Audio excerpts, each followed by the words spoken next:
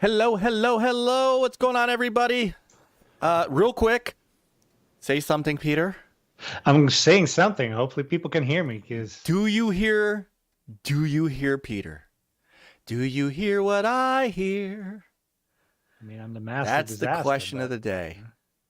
So, hopefully, Spooky says he can hear us both. I have beaten OBS. Yeah. I have beaten it. Stuck on that OBS. The curse has been broken. The curse has been broken. Well, except now we can't find Chris. So we're not sure. Sing a little tune, brother. We can't find Chris, so we're gonna soldier on without him. So, how you doing, man? I'm doing good.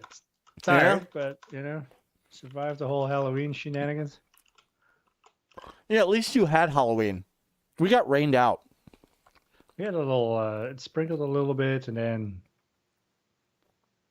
like at 7, we had some more heavier rain, and we had umbrellas with us, so we kind of wound our way back home, and then that was it. And then we had, I don't know, 16-pound candy gathered. Oh, wow. Which probably costed people $700. Who knows?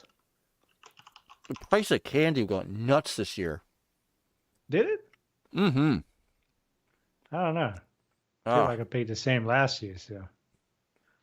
We ended up not getting a lot because, of course, nobody comes to our house because we're on the corner.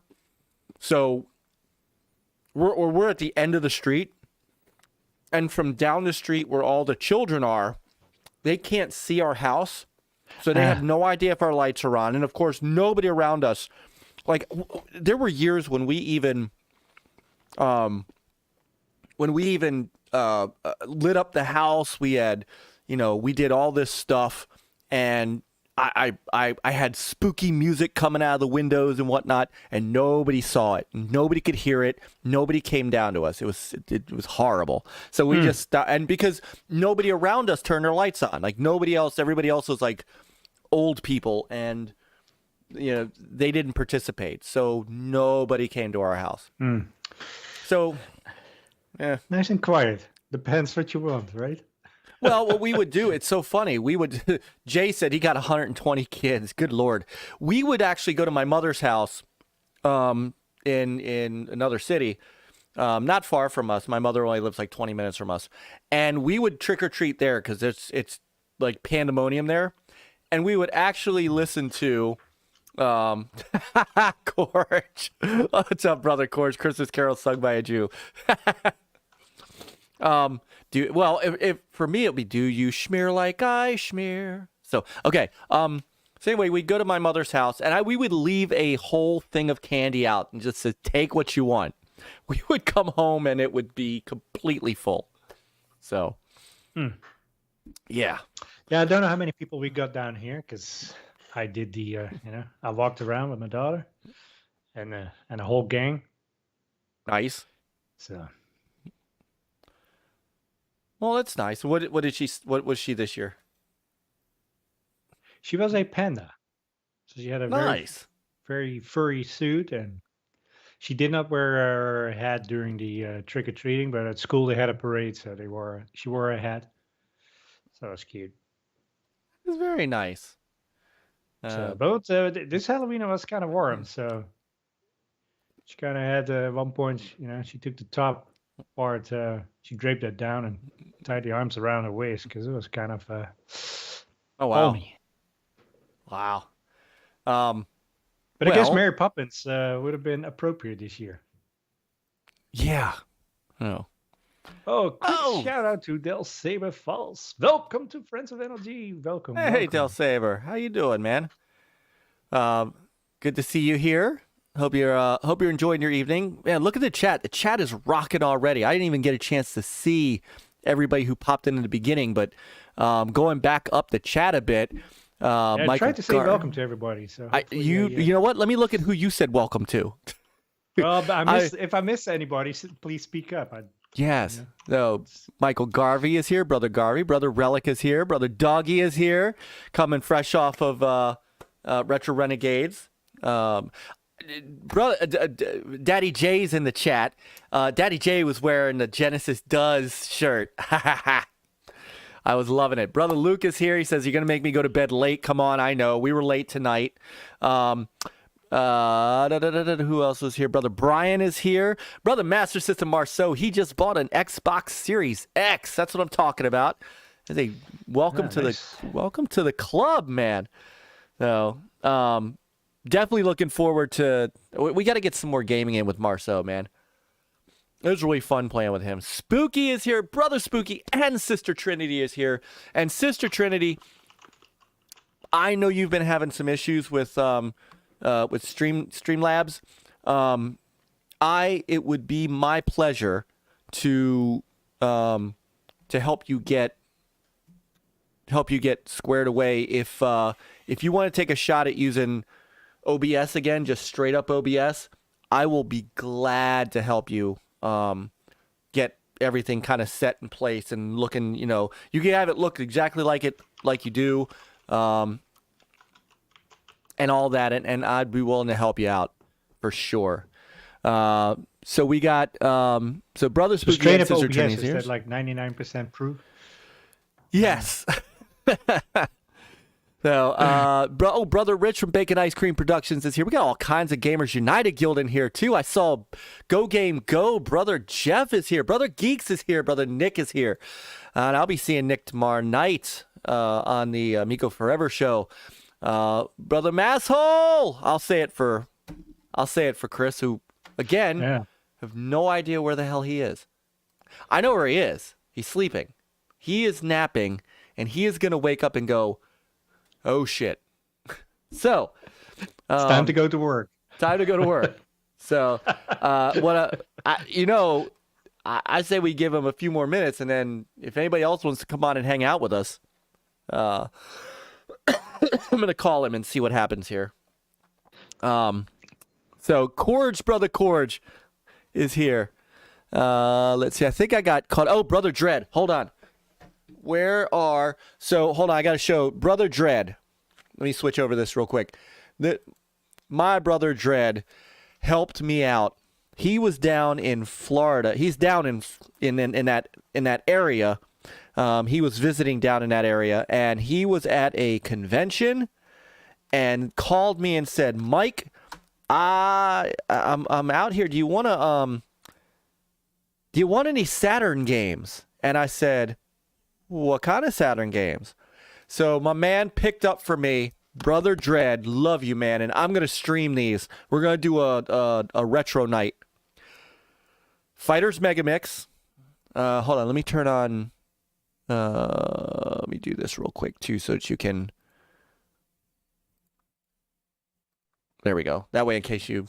So Fighters Megamix, and these are imports, so thankfully we didn't pay the full freight on it.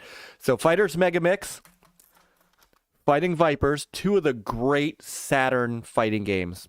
And Fighters Megamix is just awesome. Just outright awesome. And Winter Heat, which the US-based version of this, the North American version of this, is like $199, but the import version is not, because these aren't as rare. It's in Japanese, so you can't really understand what they're saying. So funny you say that. Oh, because of course, yes, the manual is. Remember these manuals? Yeah. However, I know how to play this, because at one point I did have the North American version. Stupid me, not realizing that one day Saturn games were going to be really expensive. Because I have Decathlete, so I have the Summer Games version of this, and the Summer Games version of this is also worth like $150. So yeah, Dreadpool, thank you, brother, thank you so much. This was awesome, and he was looking out for me. So, that's cool. Yeah. So, oh, Axel's here, brother Axel from the Iconic Video Games Podcast. We have 2 of 3 Iconic Video Games Podcast members here right now. The Friday night show that you have to be part of. So, Luke, all I can say is I know what he's talking about. And this is about all I could show. No, it's not because the charger's controlling. It's a specific game I have launched that is making that go. Because I have a little something to... I'm going to shut that down. I have a little something to show tonight. And those who are here, who are not specifically here because I put, Amico in the subject of the show tonight. So, by default, a bunch of people who don't usually come and listen to us and watch us show up. I want the people who are our regulars, who are here for us because we are a multi-platform site that covers everything, and we're going to talk about a whole bunch of games tonight. I want them to see this first. And I'll show in just a minute. Not yet, because I want to find out what you have been playing this week, Brother Peter, and how your week has been. And we talked about Halloween, of course, but... We talked about Halloween, so yeah. What have I been playing? Well, I finished the Call of Duty campaign. Very nice. And, last week my complaint was the resource gathering mission, and there was another part of resource gathering in one of the missions, and I hated that. This makes me not say this Call of Duty is the best Call of Duty campaign there is. Was. The rest is very enjoyable, but those two is like brings it so far down that I started playing in veterans mode, but I'm not sure once I hit those missions if I'm gonna proceed, because those were a pain in the neck. Hey, welcome, Canadian Gamer. I specifically went out and bought a Series X for one reason and one reason only: Starfield and Alan Wake. That's two things. What's going on here? Oh, Starfield is going to frickin' rock.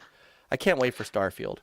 I hope so. If it's if Skyrim is any indication, I space. spent many hours in there and I just enjoyed that game. So Starfield Skyrim in it can capture me and keep me in that world engaged.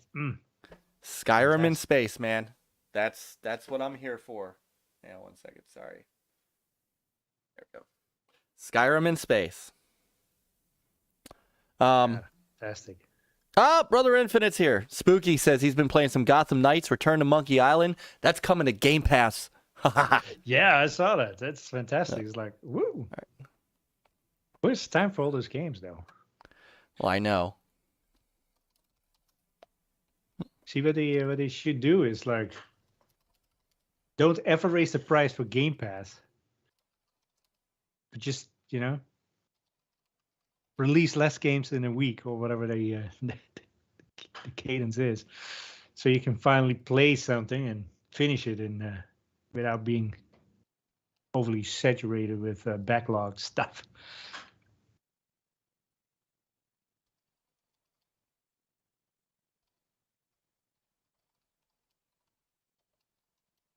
I also finished Plague Tale. Did I finish? I'm working on Plague Tale last week. I think I'm not sure, but I finished that too. I'm on Plague Tale now, and I'm really enjoying it. So we're going to talk about that. Yes. So by the way, Peter, I don't know if you realize this. Episode 299. Woo! Next week. Or if we, take a week off or whatever, our next show, where the hell is Chris? Our next show, the next show is going to be our 300th show. Dang. That is amazing.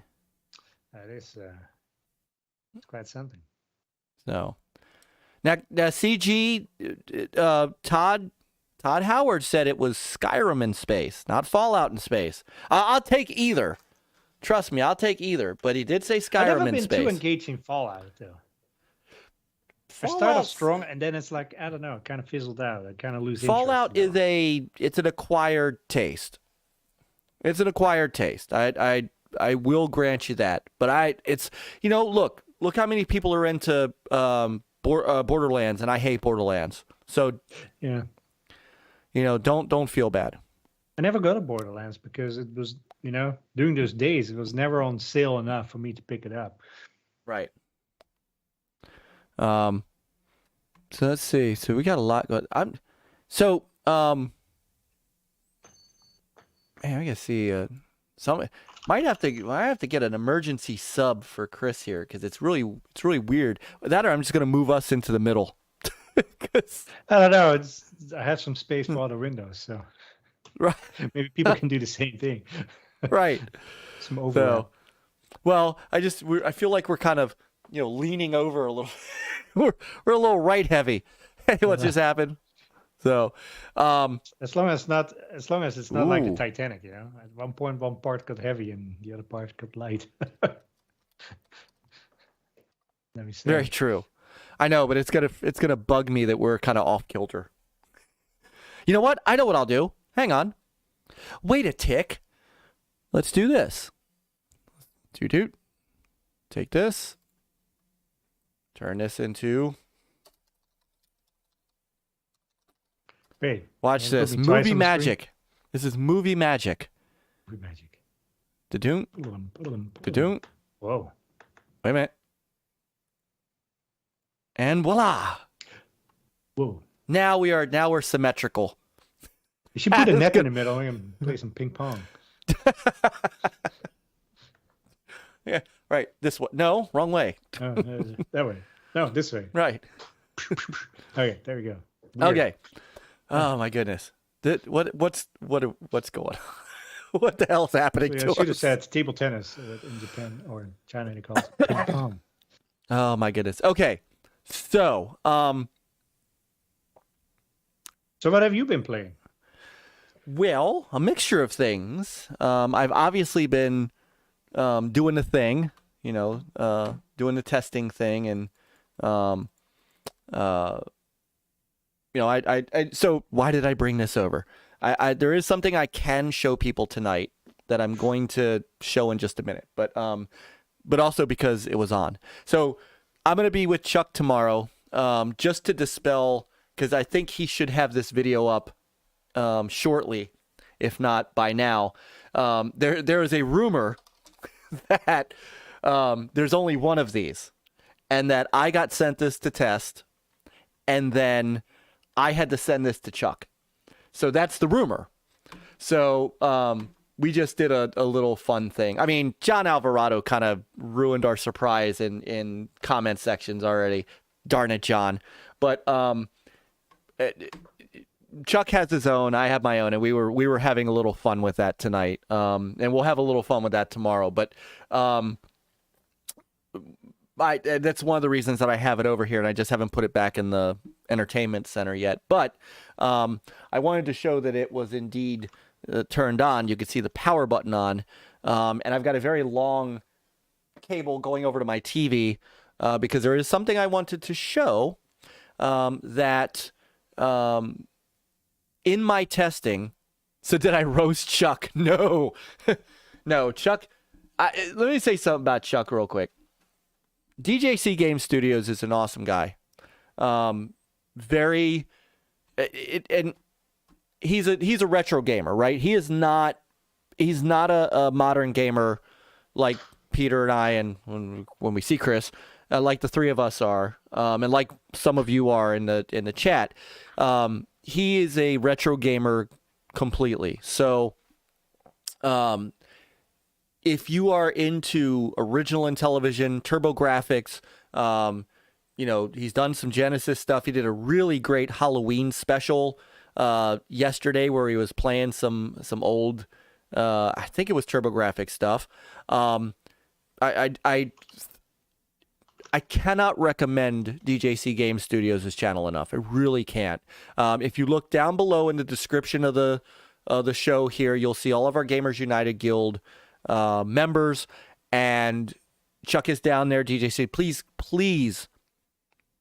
Well, right click on it and open it in a different window, so because I obviously want you to keep watching us, and sub to him, because he really is a great guy. He really is. TJC running around in a cornfield. Yes, that was funny too. Oh, brother Timmy's in the house. So, Yes. and he some great music too. By the way, he did a great in television soundtrack. So anyway, before I get to that, I was playing Plague Tale. I got started on Plague Tale, and I'm really enjoying it. And I'm a 30 frames per second hypocrite, because that's a game I really don't care about the frame rate on. Would I like it to be? SuPR 30. Right. Sometimes it is. So, it is. But the game the game is really good. And let's not forget, we're not talking about a huge, giant AAA developer here, right? That's true. And so you gotta give them a little leeway when it comes to that. So I'm enjoying it. And I'll tell you what, this is something that you and I have talked about a lot. And I know you play a lot more open world games than I do. I could play an open world game, and God of War's gonna be kind of open world somewhat, and I'm gonna enjoy the hell out of that too. But Plague Tale is really linear, and I really like that. I just let me get from point A to point B and be done. So yeah. Now, I'm with you, Canadian gamer, that games in performance mode, I would rather the game have it, right? I really would. I would rather it have a 60 FPS mode. I would play it in that mode, but I'm still enjoying it for the game that it is. And it's got a hell of a story. I still wish the 60 FPS was a mandate and work around that. Well, I don't understand why it's not. I really don't. don't. The more budget you have, the more you can optimize and stuff. That's really what it is. Well, and with a linear game, and I didn't mean to get into this conversation really heavy, and I'm not. I don't want to necessarily tangent us, but a game like this that is linear, that doesn't have a big open world, should have been 60 FPS. Like, I don't see a reason why. God, and I don't want to. You know what I'm trying to say, and I don't want to say it because I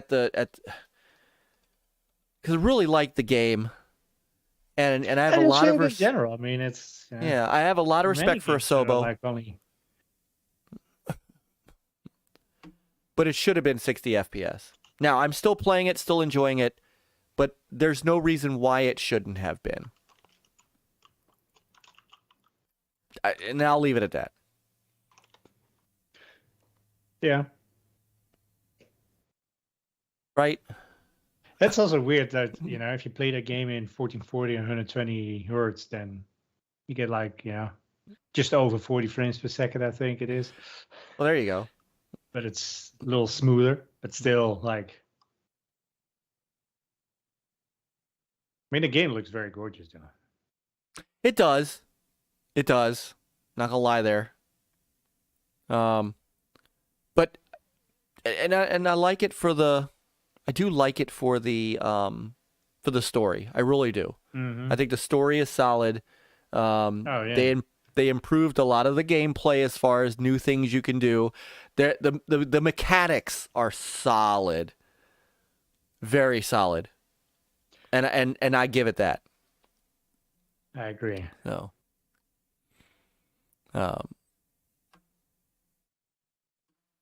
all right, December, I don't know.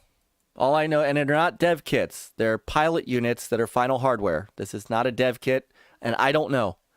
I just know that Chuck and I have one, and I know that there are other people that are doing testing. I don't know who they are. So I know Amico, Amiga, Amoco. I would take an Amiga dev kit. I'm sure Peter would take an Amiga dev kit. I'll take an Amiga, period. You know.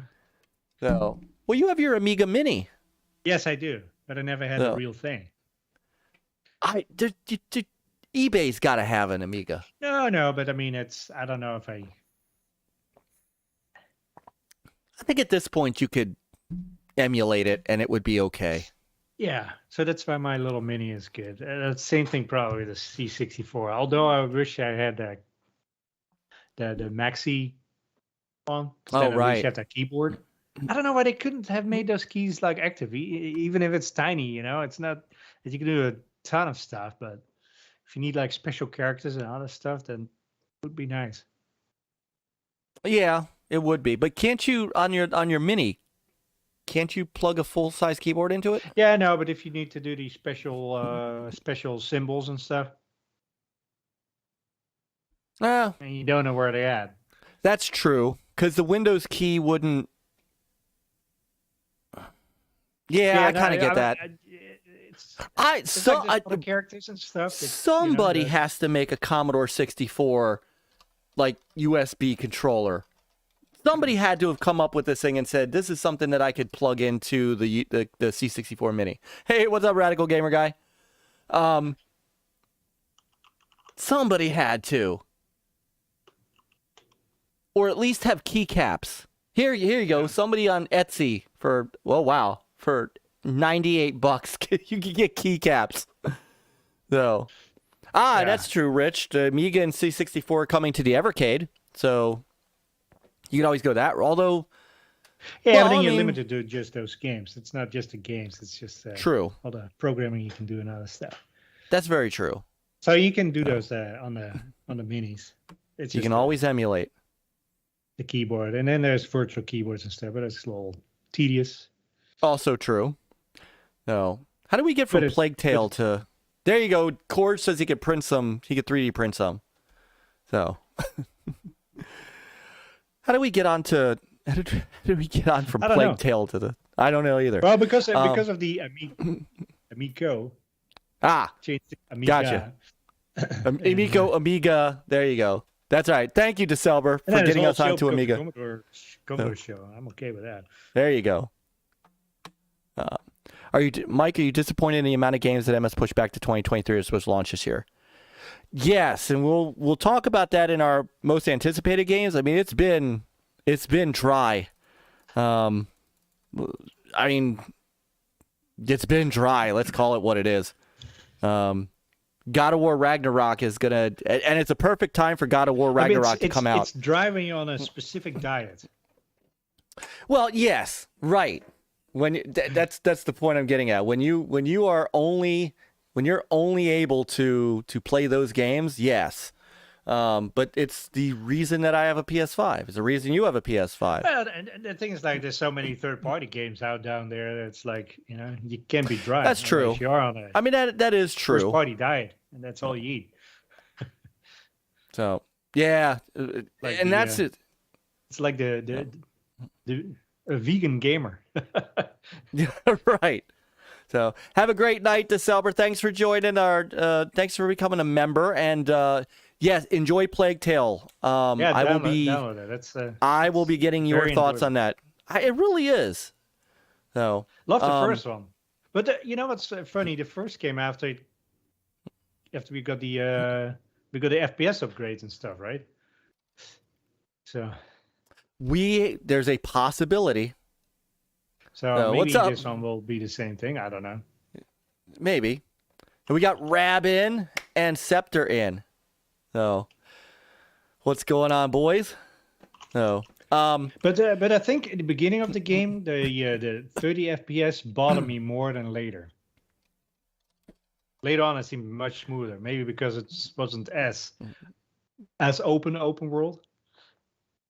So you have like limited horizon. So then when you pan, it doesn't bother me as much.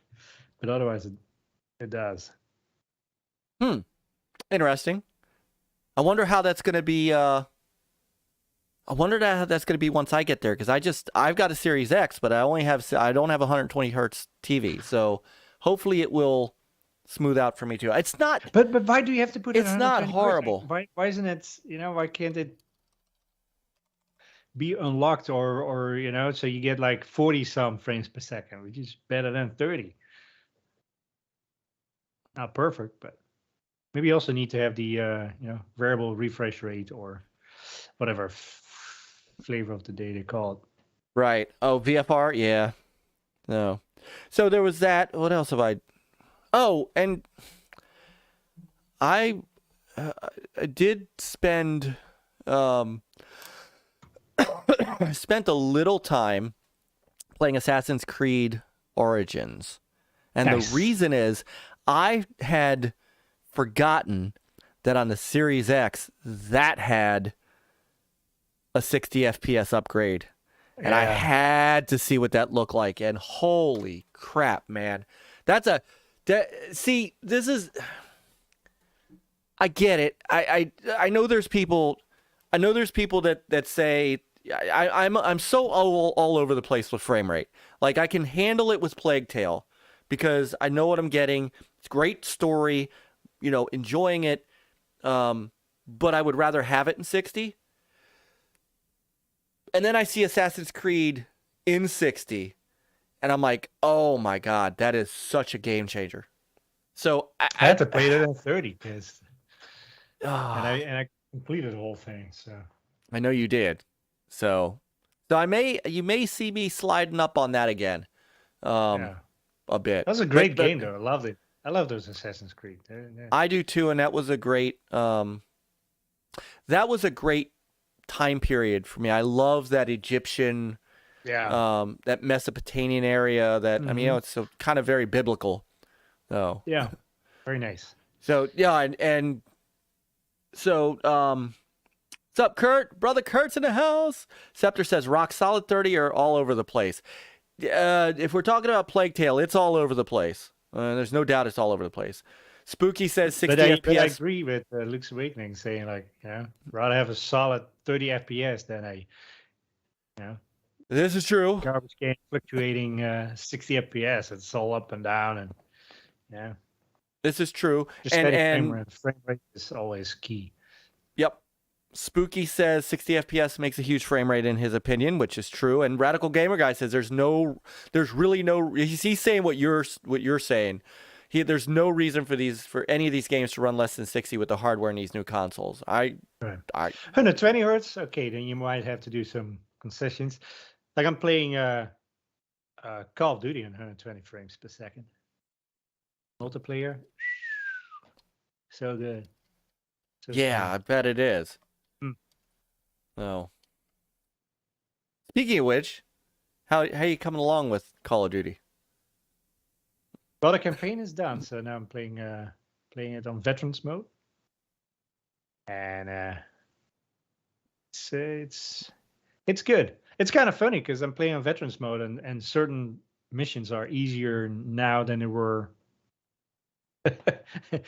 on easy mode or moderate or whatever, regular normal mode.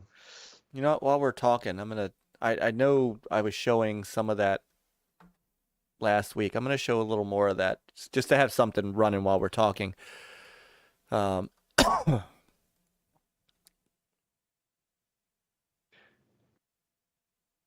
it. Yeah, at least, it's perhaps it's a little easy because you know what's coming. Actually, you know what to do.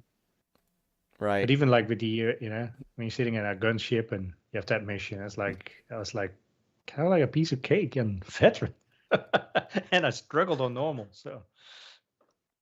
Even in Amsterdam too, like where I got killed like a million times. Oh, I remember that. Yeah, I remember watching that. Yeah. So. What's up, Big Mad Mo? Sorry, I missed Big Mad Mo coming in. What's up? Oh, De Niro's here. Did say hi? I hope I did. De Niro snuck in here too. He said, "Nice wording, HTK." It must have been earlier. Yeah. So, yeah, it says De Niro. Little sneaking in the back door of the chat. So,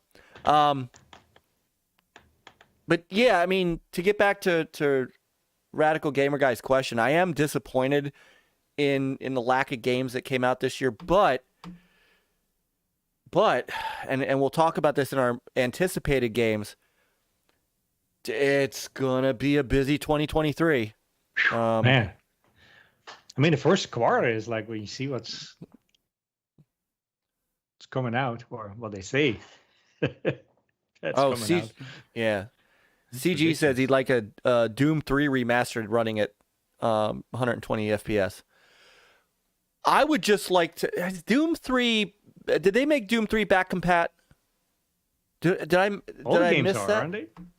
I can't remember if Doom Doom games? 3. I can't remember if they made Doom 3 back compat. I haven't tried it yet. Let me see. Michael Garvey says, lack of games this year. I walked the dog and missed this. Y'all are crazy. Yeah. Well, I think what we're talking about is a lack of first-party games out of Microsoft, and to an extent Right. out of Sony too. I mean, remember they've got three. They've had three games this year, right? Ratchet and Clank, Horizon Forbidden West, and then coming up, God of War Ragnarok. What else was there? Was Ratchet and Clank this year or was it last year? Maybe Ratchet and Clank was last year. Let me look. Let me look at my Ratchet and Clank. Rift Yeah, no, Apart, it's 21. 21. So really, I mean, Sony's only So pulled you have a couple Horizon games Zero out. Dawn. No, sorry, Right. Horizon Forbidden Horizon West. Forbidden West And and no? oh right, Gran Turismo 7. Boy, we forgot about that game quick. No, yes, and trust me, man, Star Ocean's a game that I want to try because I'm a Tri-Ace fan, so trust me on that. But next year's gonna be pretty good. I mean, and it's not just Microsoft. I mean, Sony's gonna have some hitters next year too. We'll talk about those. So, I'm still just checking Discord on the off chance that Doom 3 is on Game Pass. Oh, it is. Okay. Okay. Yeah. Now I wonder if the expansion pack is too, because I have the expansion, the Resurrection of Evil or whatever it was. Wrong button. No. Yeah. Hey, what's up, back? $40 cars in GT7. Hard to forget that. No. Yeah. So yeah, I mean, CG. It's not just Starfield. I mean, Redfall, Forza Motorsport. I mean, there's 3 games that are going to come right out in the first like 6 months.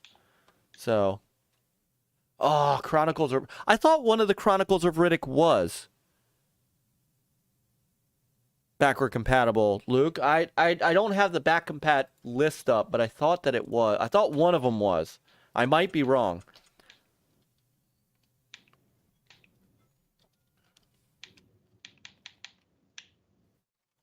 All right.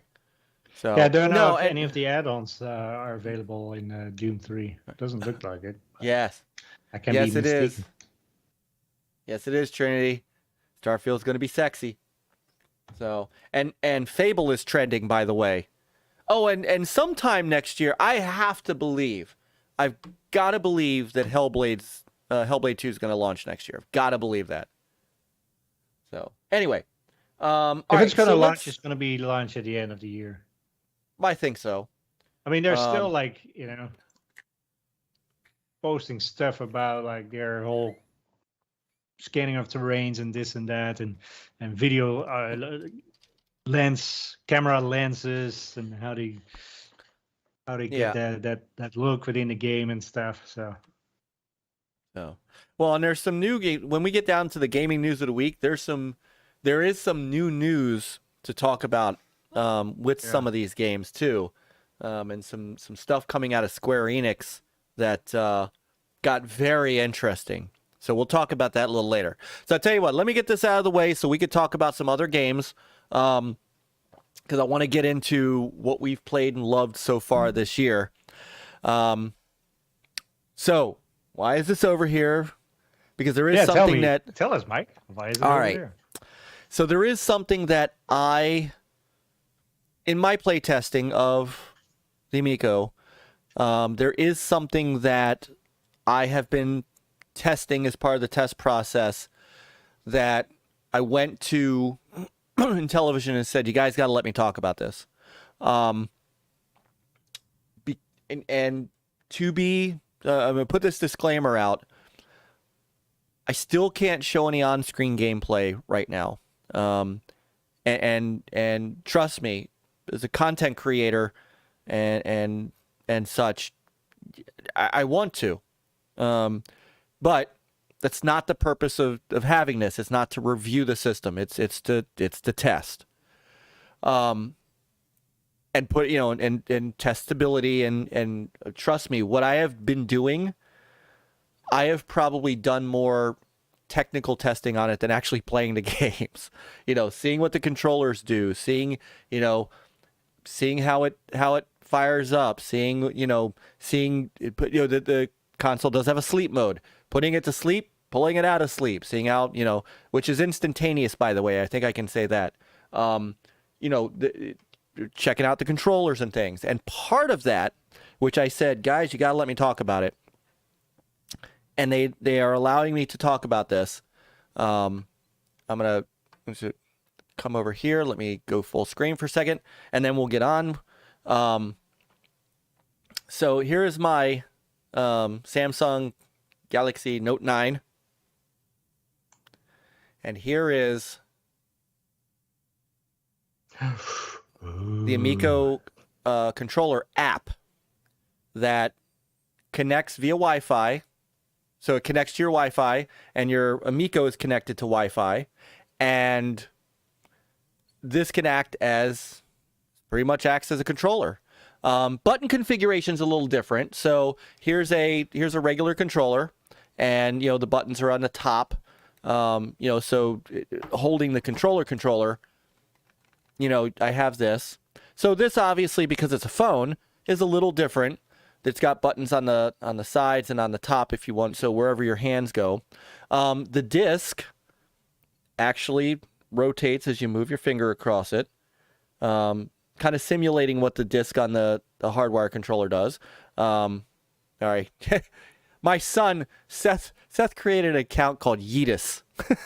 And I'm like, what the hell is that? And he's like, don't worry about it, Dad. It's a Discord thing. So, and so I'm allowed to show a little bit of the touchscreen because this is not anything that hasn't been shown in television before. So, the reason I wanted to bring this up, this is, again, I'm testing it, but I have to say that the responsiveness on this is dead on. This to me constitutes kind of a game changer as far as, right, the system comes with 2 controllers, which in and of itself is something how many consoles come with 2 controllers right now, but a lot of the games are 3 and 4 player. So you can either... The only thing that comes with semi-2 controllers is a Switch. Right. If you break it apart, use the 2, right. But then right. One on its own is good, yeah. So, right. So you have the Switch and you have this. And so if you don't want to pick up another controller right away, you simply use your phone, and I have an Android, but there's an iPhone version that Seth is going to be testing because Seth has an iPhone. And so I'm going to sign in. All right, it says welcome. And the touchscreen quote portion of it, which is the portion that would be on here, would be is the same thing as it is here. So let me just back up a little bit and not knock this thing over so I can see what's on the screen. So if I start up a game,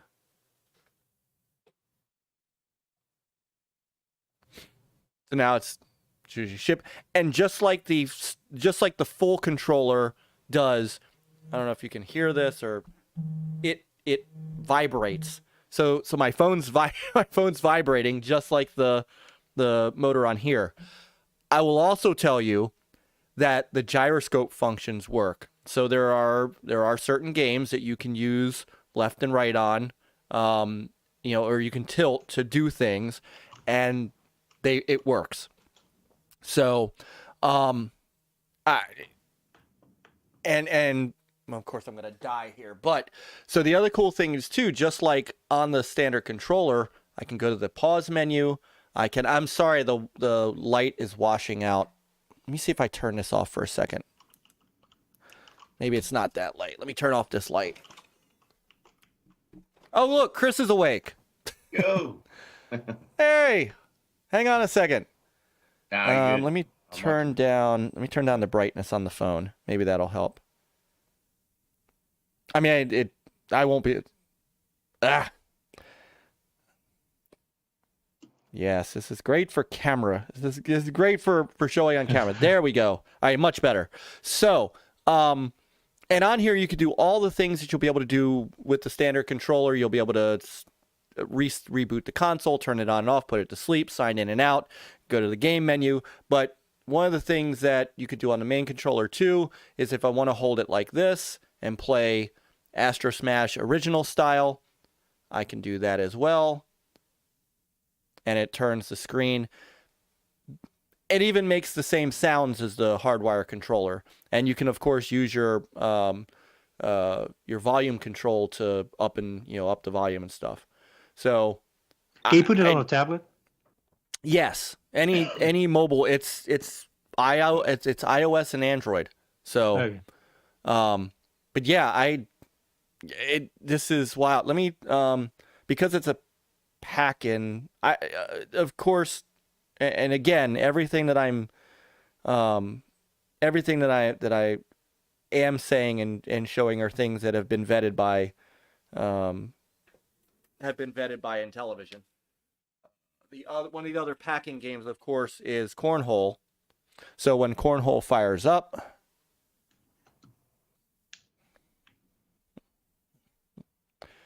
and it downloads this stuff to the controller, and so Cornhole comes up. And what I haven't done yet, and I'm going to try this next, is whether or not, because I don't have, what I don't have are the lanyards for my phone. So, yeah, see, it says, motion controls require wearing a wrist strap. So you could say I'm using it, or I don't have one. And that way, but if I say no wrist straps, please withdraw from play until you can use a lanyard. That is great. Play anyway. Adult liability. You know why? Because they saw all those videos of people breaking their TVs with the Wii controllers. So then, you have, I can't see what's going on the screen. But the disc working is great. Sorry guys, I can't show you the game yet. Boo. I know. Amico doesn't have games. They're all mobile games. They're all mobile games. That's right. So then you can actually, with the controller, let me see if it actually works. Hang on a second. Let me see if I do this carefully. All right.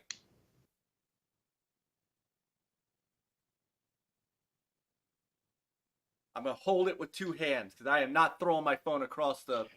No? Come on. It works. Holy shit. You said you wanted to have a 120 hertz TV, Myke. Dude, okay, look. I'm dead on. This is working. I am throwing the damn... You are getting live play testing on the NLG show. All right. That's actually where at the point in time in which, we're able to, and I can show actual gameplay, I'm going to show that.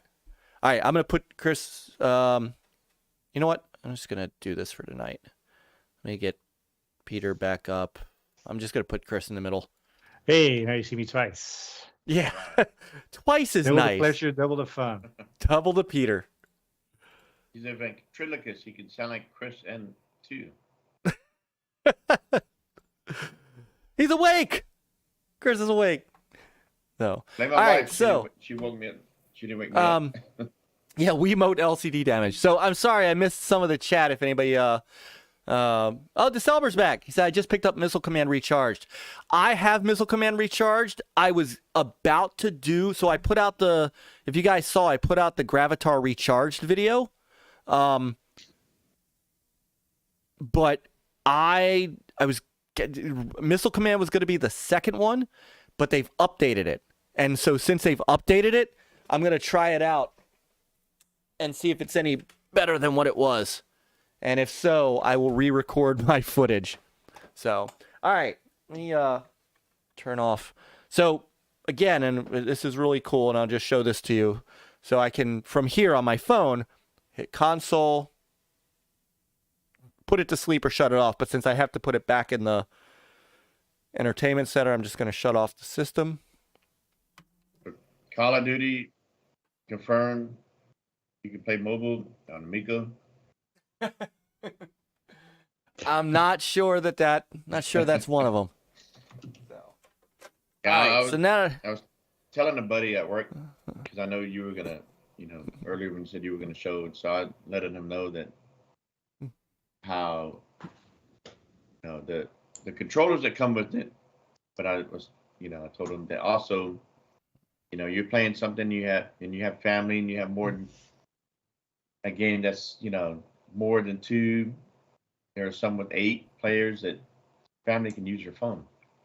Join in. So I said that's what's great about it. Yeah. And if Seth and Spencer are down here playing Shark or something like that, or something along those lines, and I want to come down and kind of jump in, I just fire up my phone and jump in and play a quick run.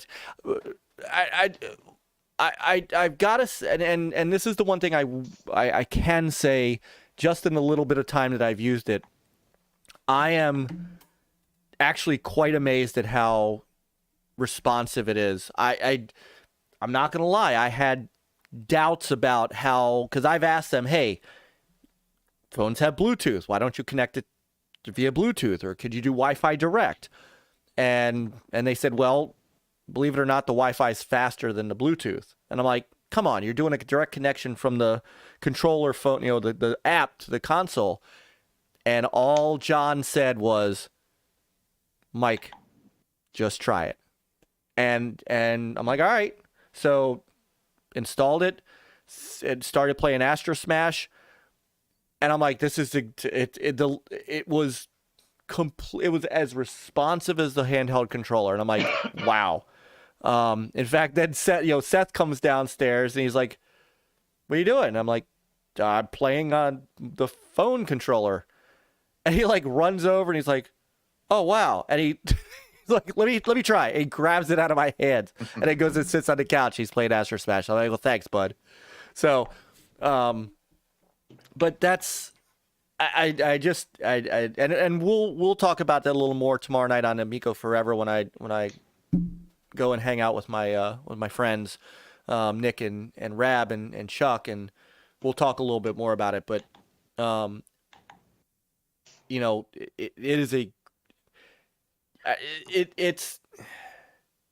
it's hard to understand what that can do for you as just being another controller. So, all right. So thanks for indulging me. And Chris, I think that's it's the first time you've seen that too, right? Maybe. So let me slide back up and see if I missed anything in the comments. Michael Garvey's still punching out names of games. Canadian Gamer's still talking about Starfield. Wouldn't it be cool to play 2 controllers at once? That would, if you had one in. Well, I mean, technically, lanyards, one in each hand, but the console looks so awkward with one controller. Luke, I'm with you. I think Luke left to go to sleep finally. The console would look so awkward with only one controller in it. That would drive me nuts. I'd have to have 2 controllers. Well, one more look at it. I mean, theoretically. I mean, it's a docking station for the controllers. Yes, it is. I mean, I mean, theoretically, this is what it looks like with one controller in. So yeah, you're missing like without the second controller. There's this empty spot where a controller should be. So just make sure the other player puts it in back in. Just dock it, baby. Yeah. So, all right. Has anyone ever ate pot pie without frozen peas? No. Full screen Myke is scary. Yes, I am. Of course, not as scary as I was when I was 226. Yes, sir, Canadian gamer. That is a billiards table in the background. It is one of my other stress relievers after a long day at work. Is I could just literally this is also my work area for my full-time job. So I literally could just get up, pull the cover off the table, and shoot. What else we got here? So all the functionality of the standard controller, any drawbacks from what you can see, the narrow S. So yeah, I mentioned it before. The one drawback that I could see, and again, it's a design thing. One of the nice things about the handheld controller, come back full screen, and is that the buttons that are like within my fingertips. So. And let me hold it like a Genesis controller here for a sec. Yes, I said Genesis, Chris. I can use the disc. I can do whatever's needed done on a touchscreen, but at the same time, I can hit stuff up here. On the mobile controller, I can't do that. Because those lights are because the buttons are here. I'm gonna have to slide my hand off the touchscreen to hit the buttons. So there's nothing up here for me to hit. It's simply because, it's unfortunately because it's a phone. So I'm not going to use this as my primary controller. It's going to be one of those times when the kids are playing and I want to come in and join in.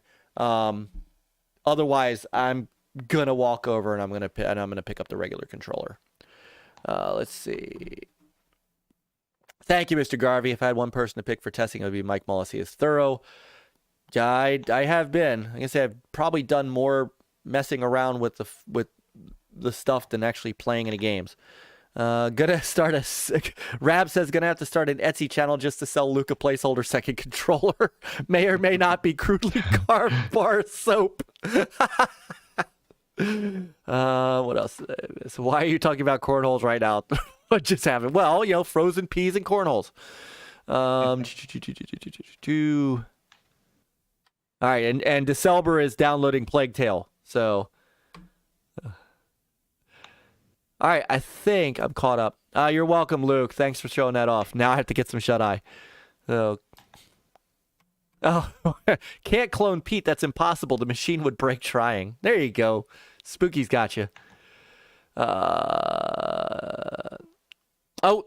Trinity's going to go do some streaming tonight. So after we're done, please, and she's down in the description too, Sister Trinity, one of our newest members of the Gamers United Guild, along with Spooky, Brother Spooky, and she's going to be doing some streaming later on, and we're going to go over and hang out with her after we're done.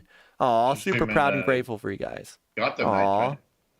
Yes, she is absolutely doing the Gotham Knights. Nice. Yes. De Niro says, I haven't started a workout routine yet, but I cut soda and sweets and gone for 220 to 205. That is what I'm talking about, Brother De Niro. Dude, and soda is worth 10 to 15 pounds just on its own. Good grief. Dude, I'm proud of you, brother. Proud of you. Let's go. He started about where I started. So this morning, when I hit the scale this morning, it's not where I want to be. It's a little light. I hit 159. I hit sub 160 for the first time since I was a teenager. Damn, sir. Yeah, I Soon we have to anchor you down. As you I go know. away, So my wife said, well, what do you want for dinner tonight? I said, well, where do you want to go? She goes, I can go to Arby's. I'm like, get me a double. So, all right. Chris, how you doing, man? We even started 15 minutes late. All right. I know. I went in there and I saw that it was already 8 something, and I was like, okay, well, I'm later than there, so I have to get up earlier, but I'm here. Us old school gamers need a nap once in a while, so. But I'm good. Not a lot of gaming, but I did play a lot of Grounded a couple of days. How you been liking that? I'm hooked on that. I think I jumped in party chat with y'all the other day. I jumped in that, so and I'm just hooked. I just keep plugging along, and one day I'm like, all right, I'm gonna take out a bunch of ants, and then me and my daughter, so me and my 9-year-old have been playing, and so one day we went a little bit further on the other side of the house by where the pond is at, and we got stuck underneath the soda cans, and then a couple of spiders started attacking us. Well, they couldn't reach us because we were underneath, and we just kept stabbing them. So, stuff like that, it's just fun. Just be able to take out certain bugs at different times, and then you analyze them, and then you discover you can, craft certain things. So, yeah, it's just been cool. I mean, it's a lot. There's a lot there. There's so much there that you can do. So, I have a little base in the middle of the map built. Nothing much, but just trying to unlock it. So, learning a lot on the game. So hopefully one day we can start an NLG backyard, and we can stream it, play with some friends once in a while. Yeah, cool. But, yeah, well, Game Pass, big games to try out if you're interested. You like Honey, I Shrunk the Kids?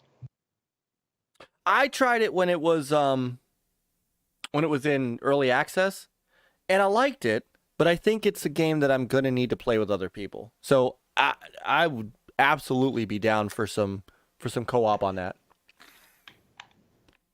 Yeah, no, it's definitely not a buddy of mine. I've reconnected with a buddy of mine from high school. Well, growing up, and so I've been letting him know he's a PC gamer and Switch mainly. And so I told him, I said, look, you got Game Pass on PC. There's a lot of games on there that I play that we can jump on together. So that works out good with that crossplay. Well, crossplay when you want it, right? Yeah. That's really the. So Peter, speaking of that, and then I promise we're gonna get to our best of stuff. Since you've been playing Call of Duty Online, yes, talk to because there's as you know, shenanigans abound. There's no way to turn off crossplay on the Xbox version of. Yeah, definitely not through the game itself. Even though in the beta there was they had a toggle for that right in the settings, but the official release you cannot turn that off. Did you turn it off? Apparently on the PlayStation you can. So it looks like it's almost the same as we had last year with, I think it was the Vanguard. But I believe you can turn off crossplay through your security settings in your profile, but that will be then system-wide. So if you don't want to use it in Call of Duty, you have to you turn it off. But in another game you want to have crossplay on, you have to turn it back on. So it's a little inconvenient. I have not tried it, so I don't know. But yeah, it's a shame. I don't know where the breakdown is. I don't know if somebody's paying for it not to be included. Oh, I shots don't fired. know if one party says we prefer crossplay, so don't include it. It could be either. It could be either. Could be either. Did you? But especially since it was in the beta, I mean, and now it's not. It's suspicious. Did you turn it off in beta? Did you test it in beta? I have not. Well, see, sir. See, Xbox gamers did not test it in beta, so then they took it out. Oh, in the beta? Sorry, in the beta we did. Yes. Oh, okay. No, in the beta we Right. did. Yeah. Well, you tried, So- sir. Yeah, I They thought you didn't. They meant to didn't the- count. Someone paid the. Nope. Xbox gamers don't want that. Take it out. Exclusive. no. Silver, you only get the feature when you sacrifice 15 virgins on a plateau during a full eclipse. Everyone knows that. Yeah. Yeah. Oh, that's funny. That'd be. You know what? I wonder. That did not show up in the chat on screen. I wonder if there's a word in there. Maybe the YouTube filter might have pulled virgins and said, nope, we're not gonna show this on the screen. Oh, that's Oh, funny. for crying out loud. So, hey, Infinite, brother Infinite, have a great night, good sir. So, Infinite catching us from work, which I never get a chance to say this enough, but there's a few people that watch us while they're at work because they work late nights or overnight, and they take the time during work to put us on and listen to us. And I just, and some people who are in the chat right now are like 12 hours ahead of us, over in Australia. And I just, you guys humble us, Infinite, Spooky. It's very humbling to know you guys hang out with us, and and of course fellow guild members, and we're all family. So I don't get a chance to say thank you enough, so I want to say thank you. So also, as you guys might see, we are a subscriber only chat, and I think that's the way we're gonna go from now on, boys, because I've been doing a lot of reading, and we're not the only ones, right? I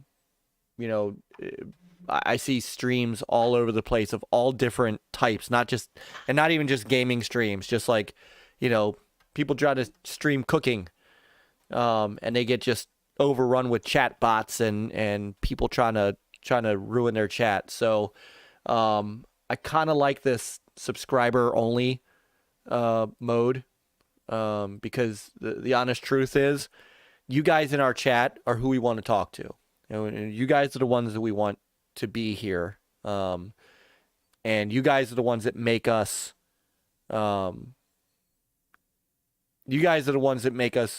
who we are, and why we're here, and not just in an Xbox Live party hanging out. So we want to make sure that the chat room stays, I hate to use the word safe, because I know it's a cliche word these days, but I want to make sure, we want to make sure, I keep saying me, we want to make sure that you guys have a safe place to come and chat and hang out and just talk games and be good with each other. So we don't want you to have the temptation of clicking on those porn bots. But true. Yeah. True. And at least now the porn bots are going to have to subscribe. We always ask them and they never do, but now they're going to have to. So, all right. Mike's going to make us cry. When don't I? So, that's right. He says, you know what it is, brothers. Spooky is here. Nothing is safe.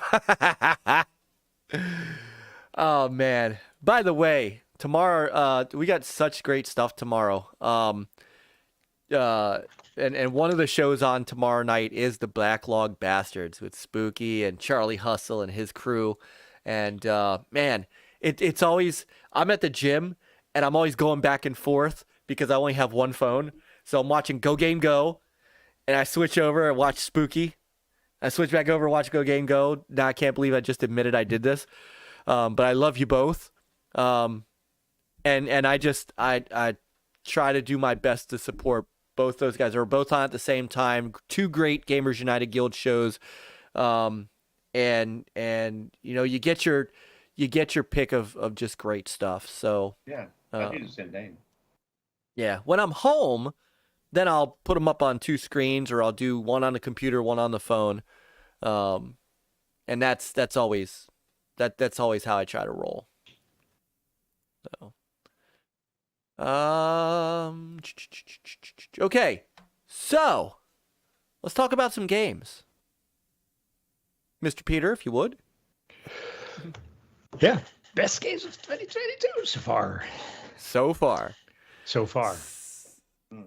we'll remember stuff. yeah. Yeah, I know. You have to go through and remember what you played.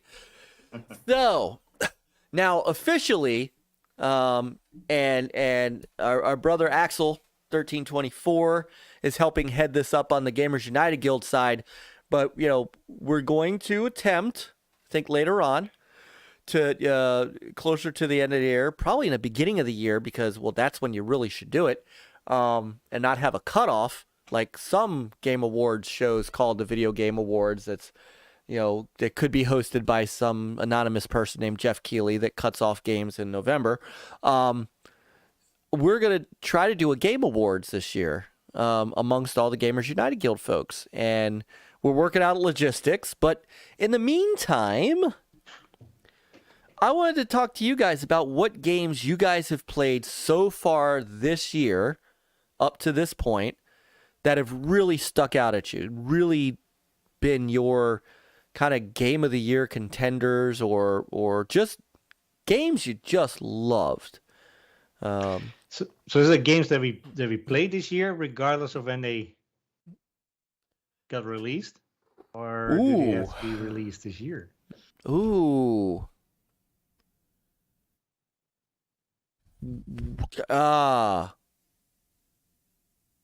Especially, we play a lot of games that come on Game Pass.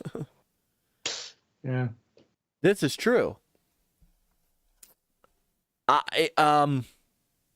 You have stymied me.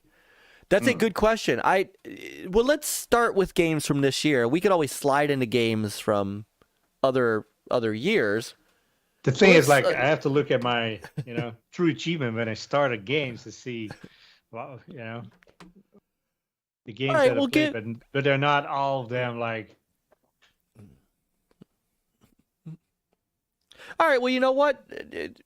Dealer's choice on this. That I played that came out this year that were enjoyable, but I have not finished this one. Is Elden Ring. Elden Ring. The thing is, at one point, you have to level up and you have to grind and kind of have to do the same thing over and over again. And at that point, I said, no, that's not fun. It's a grind. But it is a good game. It's a good game. I enjoy the exploring and stuff, but you can only at some point, get so far, and then you have to replay certain things and in order to level up. But as Souls games go, it's very accessible because you can explore. It's not, you're not forced to take this particular path, and if you can't get past it, the game is dead to you. So that's nice. That's a good point. Let's see. Sorry for the stretching there. I just wanted. There we go. So I did not play Elden Ring. That one gets nominated though at the end, Game Awards show. Oh, this is a game of the year contender completely. Yeah. I think there's a couple that'll make it in. This is definitely one of them.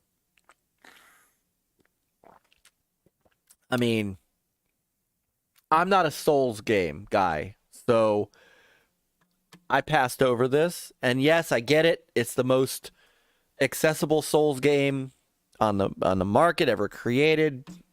Yada yada. It's just Souls games are not my kind of games. I just can't do it.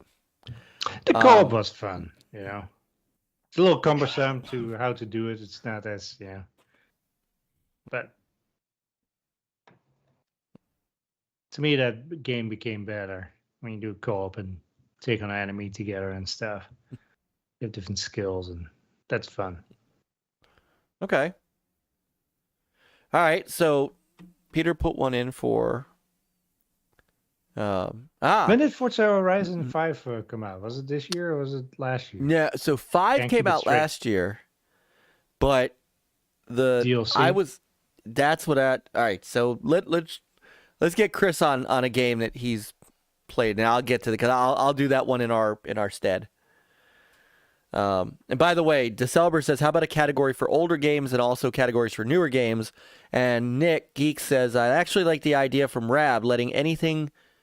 Oh, sliding any late 2021 release games. Always weird cutoffs with the weird award shows. So yeah, so anything that didn't make the cutoff from the video game awards, I think is fair game.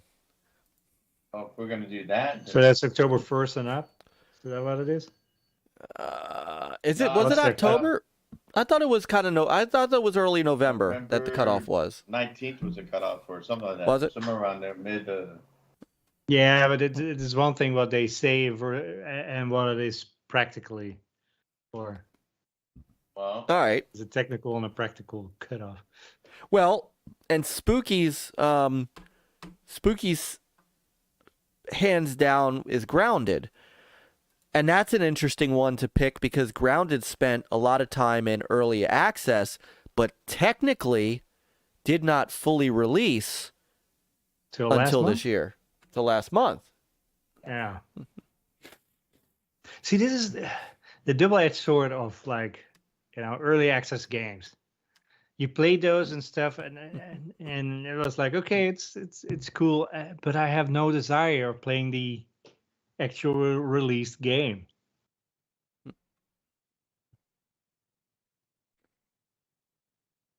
so if we're going back last year, my game is Halo Infinite campaign.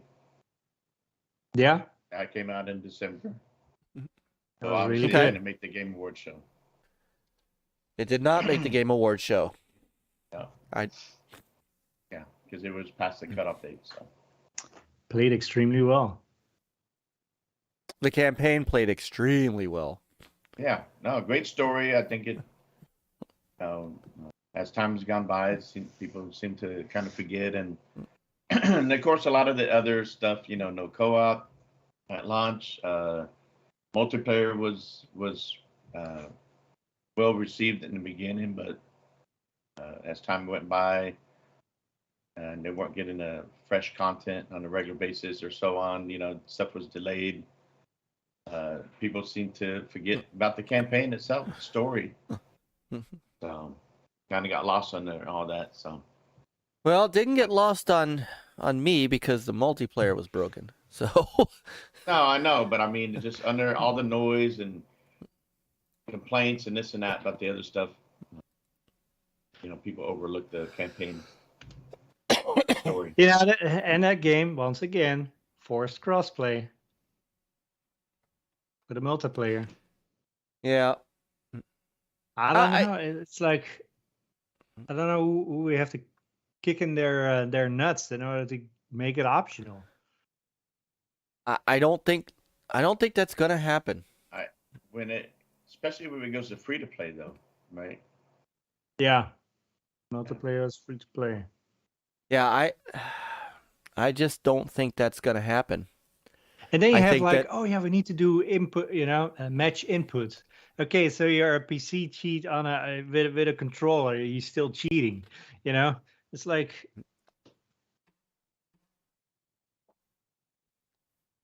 Yeah, and with anti-cheating software, they're always like behind. but at least, all right. So at least if you match controller to controller, yes, there's other cheats, but at least levels the playing field a little. You guys know how I feel about this. I've had and you guys, I haven't argued with you guys about this. I've argued with other people about this, about the whole, controller versus mouse and the inherent advantage that mouse and keyboard has. So Marceau says, I love Halo, but Halo Infinite, oh boy, not a fan. Didn't like the story. We never lived through the cliffhanger after Halo 5. fair. Mm-hmm. Fair point. Yeah, I mean, it's all subjective. Everybody, understandable. Well, Infinite, it seems like there's more to come. But when will we get more? Right. Yeah, Well, first because they definitely left it open. Yeah. They need to get the campaign co-op going, and that's supposed to be this month. We're in November. That's gonna be supposed to be cool. this month. We'll be playing that. I am a total hypocrite, and we will likely go through it, and we will probably stream it because that's how we're gonna have to do it. That's how we're gonna have to do it, and we're gonna see if it was worth the wait. I had a lot of fun in the campaign, just going around, getting the Warhog or the Razorback. I think I used the Razorback a lot more because I could pack more people in there, and then then taking them with me to go hit the missions together.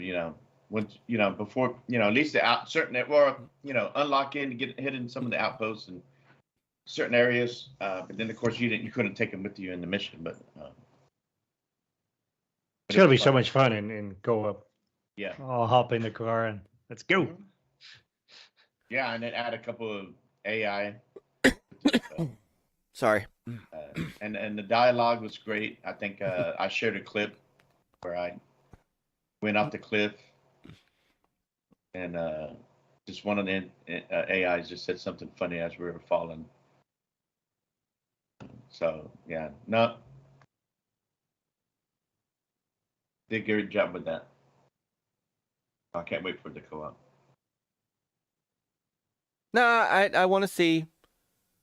I want to see. Now, you said, more to come, but is there more to come in the campaign? Is there going to be more of the story to come? That's what. That's what I'm. They ended it there weird. is, but yeah, I believe they did mention something that there will be future content. Yeah. On that, and the way they left it at the end of the game, to those who finished it, you see that. So you do see that. You absolutely. There was a very MCU style. And maybe it's Halo Infinite +1. Well, if they wanted this to be like a live service game, and they look at Destiny as a model, they struggled with the first Destiny, right? But after a while, once they started coming out with fresh content like yearly, big DLC, maybe they will do that, once, get things back on track. And it seems like that's what they're doing. So, like you said, to get the co-op out, it looked like people were happy with some of the stuff in the multiplayer stuff. They just had a big esports championship, and that seemed to have done well. Let's cross our fingers and hope they do come out with a nice big DLC story add-on. So. We shall see. You're right. It did have a nice cliff. No. Well, hopefully, once this co-op gets released and Forge gets released, and hopefully we'll get, we'll get some regular content. Yeah. And I don't mean cosmetics and stuff because I can care less. No, I don't care about cosmetics. Season, whatever they. Yeah. Cheese pass or whatever they have.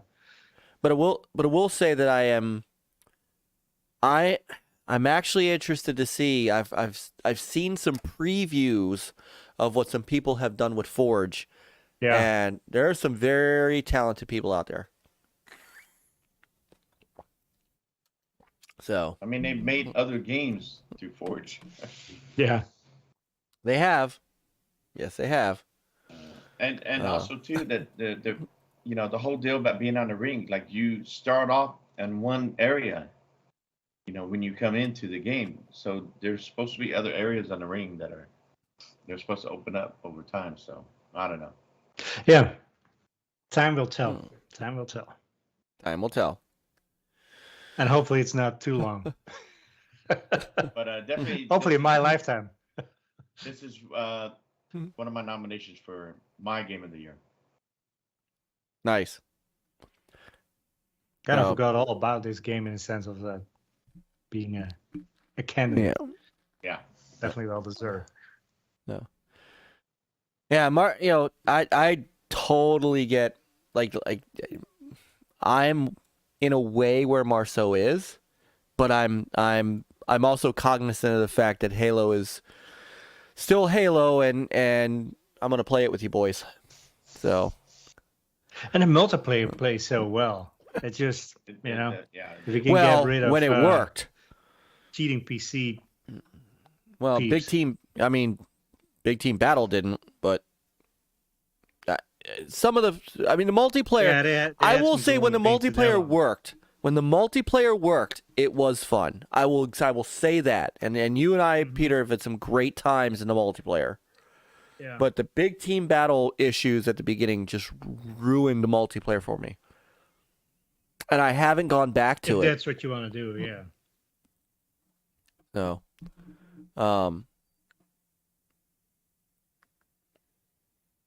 And I did have a lot of fun too in the multiplayer. Bit. I'm not big on that stuff, but when it did come out and we all jumped in together with other friends, we had a lot of fun. Yeah, and on the other end of that, so Nick, Geek says that he said he thought the story was fine. The online, I know people had issues with, which we did. He said the overall story arc was, or at best, wasn't as good as it could have been, but is one of the few open worlds that he's enjoyed. And I can agree. I agree with that piece of it too. It's a big ass world. I mean, I was skeptical of a open world Halo, but I think for what they did it really well. Yeah. We have to get past the fact that it's no longer a corridor shooter. And I love the corridor shooter Halo, but I can't say that I didn't enjoy. I mean, I obviously beat this. I went after I got everything but all the skulls. I didn't get all the skulls, but I got everything else. So obviously, I put a ton of time into it. Put a ton of time into trying to get the Big Team Battle to work. But even when I didn't, just playing some of the multiplayer.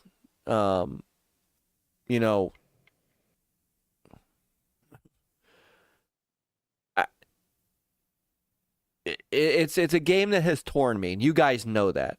You guys know that but I'm willing to continue to give it a try. As they bring out new single player content. Maybe we try some Big Team Battle again, and Marceau, jump in with us I think it's 4-player co-op. So, I mean, jump in with us. You're on that. Yeah, you guys, everybody is welcome. Everybody is welcome to play with us. And Marceau has played stuff with us, so Marceau knows he's absolutely welcome. So, I'm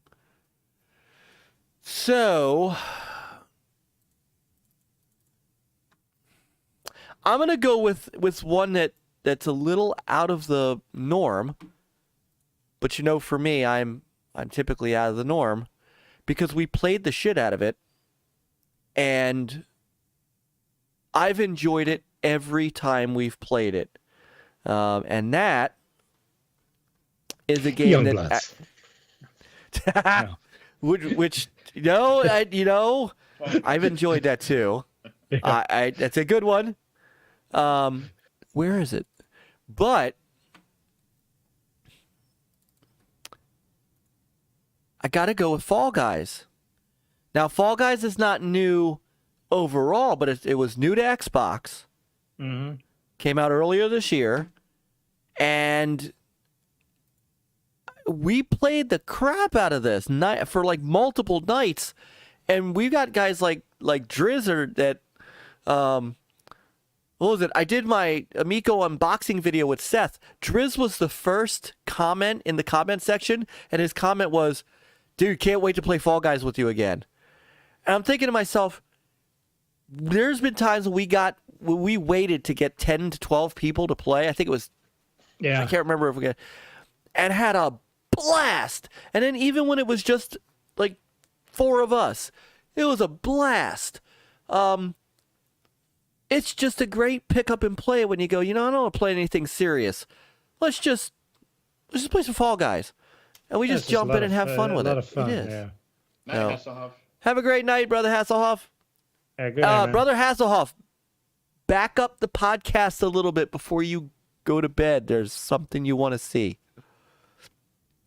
Yeah, I just had a lot of fun with this, and with a great group of people, even single player, just kind of throwing it on and like I'd be in a meeting, and I just would turn this on and play. And I know they're doing seasons. I'd love to see them add some new boards to traverse, new levels to traverse and stuff like that. But I really enjoyed this. I thought this was a great addition to game and, with friends, and it's just this is challenging. this is one of my And I best know- of 2022. We did the private one, and as long as you can get enough people in there, it's I think the most we had was 10, right? I We think did a that's what private. we had. Yeah, you need it, and you need 10, right? Minimum You need 10 minimum, I think. But why? Why can't we do this with 6? No, I do Or know even that. 4. I mean, what does the amount matter? It's Yeah, I don't know. Right. It shouldn't. It shouldn't matter. no. No. And maybe they'll fix that. Maybe haven't played it in so long. Maybe they changed that. Maybe.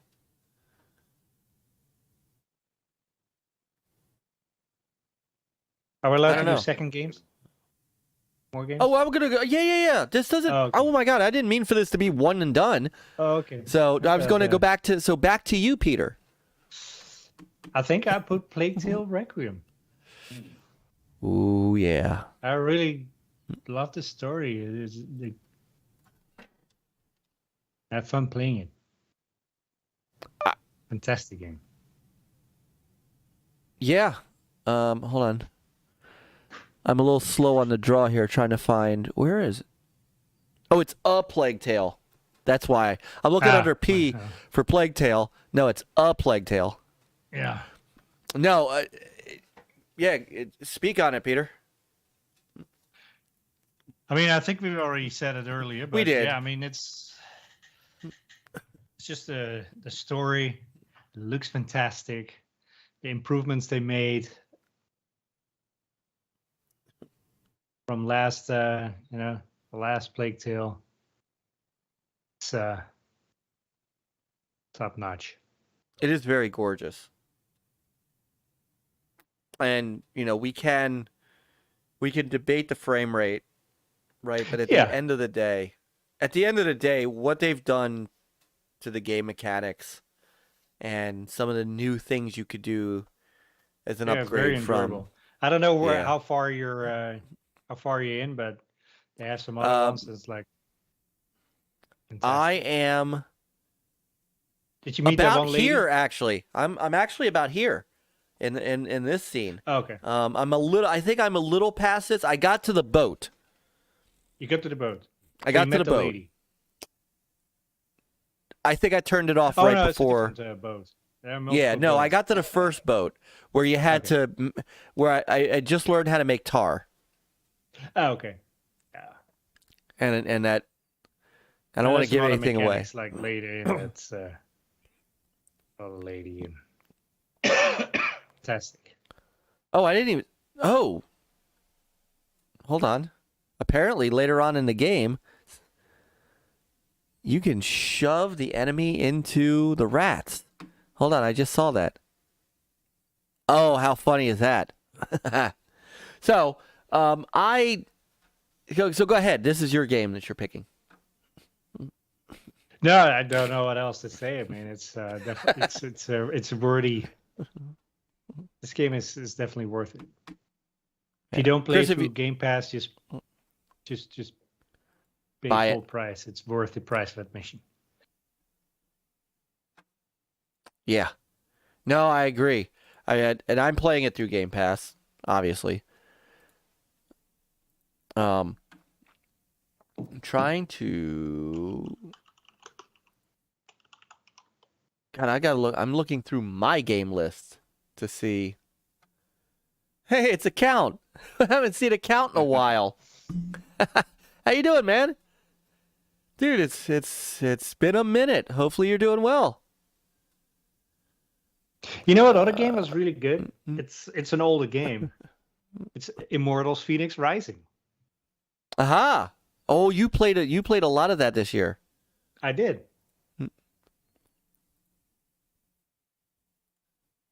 That one is definitely another. It's an older game by now, but Was it last year, right? Oh, I don't know why it's got a. I'm sorry, it says stated. Probably was it last year or even 2 years ago? I can't. I think Immortals was last don't know. year. Let's But see, Immortals: this year, Phoenix new Rising. Game Pass. So Yes, Immortals came out. No, came out in December of 2020. 2020. Yeah. See, So But it came in Game Pass this year. came to Game Pass this year. If you don't have Game Pass, yes. this game has been on sale quite frequently for like Yeah, it has. $15 for the base game. It's definitely worth it. Nice. Account said I got an Xbox Series X for $494 today. Sweet. Woo!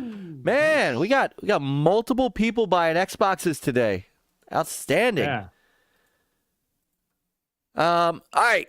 Chris, what do you got? Because I know what my next one's gonna be. Well, and I was going through my achievements, and I was like, oh, okay, making sure this the current. So, and Marcel just said one of them. It was Trek to Yomi. Trek to Yomi. Really, really enjoyed that. Just Today- art style, great indie game, black and white, kind of like it felt like you were playing a Japanese classic movie. It did have some great vibes that way. Yeah. No. DJC. Yeah, I thought Here, the story was great. Hang on, I've got. I actually do have because I streamed that. Yeah. And I did. Oops. Crap. Hold on. I did thoroughly enjoy Trek to Yomi. And at first, the combat was. You just had to get used to moving the joysticks when you were doing the sword play. Once you got a hang of that, the combat was great. Oh, hang on. I know why. Stupid. Hang on. Let me copy and paste this again.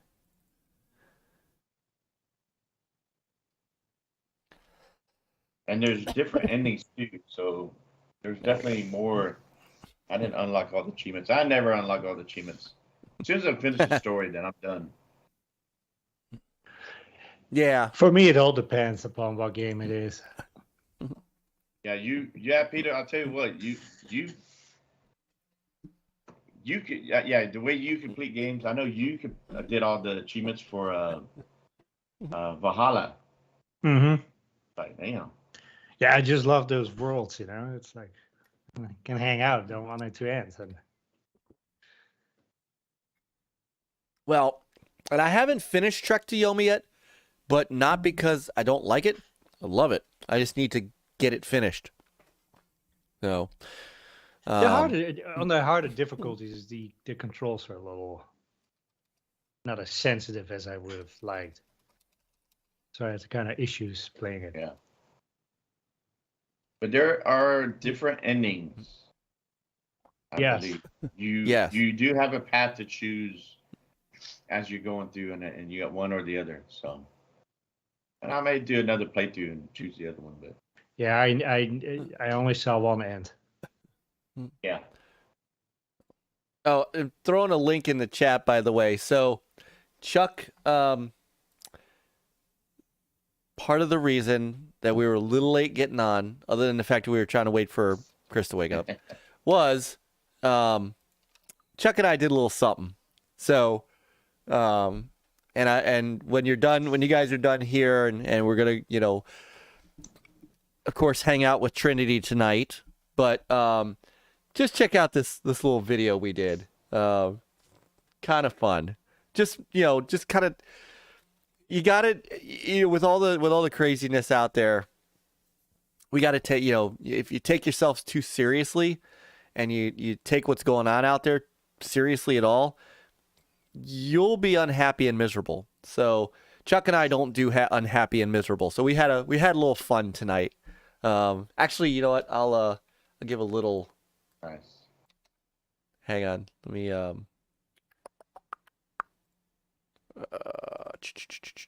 trying to think. Are you looking for that? The another great game, Sniper Elite 5. Oh yeah, that's right. Sniper Elite 5 was a right? good game. Yeah, that came out this. That did come out this year. I did enjoy that too. I can't wait to dive into watching this for real. But just to let you know, we did a little something. We did a little something. So, yeah, Sniper Elite 5 was good. I haven't played through all of that yet, but I do enjoy Sniper Elite 5. But the next one I want to also talk about, which Marceau. Let me get back to he did bring another one. He brought the other one I wanted, and one that I have low-key been playing over and over to try to get a couple more achievements out of, which should tell you how good the game is. Hang on.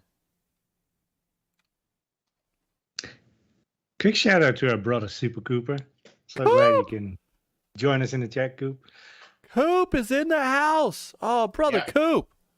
Yeah, Coop. I haven't got there, but Tunic is on my list of achievements, so that is definitely on there, brother. Shredder's Revenge. Mega Myke. Oh, Mega Mike's in the house.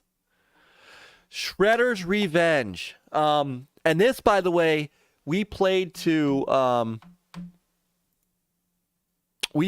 with Marceau. I think Marceau was in on this. I think Nick was in on this. Let me get to some actual gameplay here. And we frickin' rocked this. This was a lot of fun. I think when we played this that night, you, Peter, were playing it with Nate and Juan. Yeah, I think so. So Chris and I didn't want to disrupt you, so we rolled over here and got Nate, Nick and Marceau involved, and just what a game, right? And this doesn't even talk about, there's 2 Turtles games that are in my best of 2022 so far. Yeah. I mean, gotten to the collection, and technically the collection's not a new game, it's just a compilation of old games, but holy crap. But this Shredder's Revenge was just phenomenal. It took everything about the arcade, the original arcade, gave it a fresh coat of paint.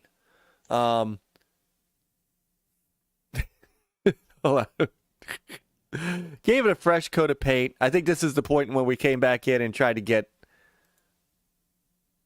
people. Let me scoot up a little bit. I tell you what, though, with that many people playing and just all the, it was hard to keep up with your character. It held up very well. Oh man, there was so much going on screen that we were trying to figure out where in the hell we even were. But that's the issue that I always have with these games. It's like you're fighting, it's like, oh wait, that's not my character. I did well. Yeah. Later, Spooky brother. Yeah. Yeah. Have a great morning, Spooky. Yeah, go. We'll be along too. We'll be along too. But yeah, I mean, and April O'Neil being a playable character in here was really cool too, as well as Shredder. Not Shredder. Splinter. Splinter's a playable character. So, yeah, what a game! What a game! And So- wasn't also once you unlocked what's his name? Casey Jones? Casey Jones. That's right. You could unlock Casey Jones. Yeah. No, great game. Really, just all out fun, and that's the second game from Dotemu that, just takes a classic and does a sequel right. With the first one, of course, being Streets of Rage 4, and then to do this, I can't wait to see what's next for them. Oh, Sassagor. So, and there's brother EverCanadian, brother Pete's in the house, and he was actually playing this with us. Hold on. Yeah. So at the end of the day, it was me, it was Pete, it was EverCanadian, it was Marceau, it was Nick, it was Back from the Dead, and Chris. So this was 1, 2, 3, 4, 5. This is 6-player co-op. And it was just glorious. Absolutely glorious. We're gonna do another game night on that too. Yeah, I think we're gonna have to. And Marceau says he needs friends to help him do an arcade run to get the achievements, because apparently he's an achievement hunter. Yes. Oh, I missed Sister Ventress, Lady Ventress. I missed her coming in. And nephew I'm gonna add Myke. another game on the list now from a different platform. Horizon Forbidden West. Even though I think I enjoyed Horizon Zero Dawn better, especially with the Frozen Wild. I think was the DLC. I think that package was better, but it was still very enjoyable. All right, hang on, getting there. I'm trying my best to be quick with the change up. I love the. Look at that bow. I did love that. That was outstanding. I gotta do some more. I've got my green screen. I need to get some more green screen poses.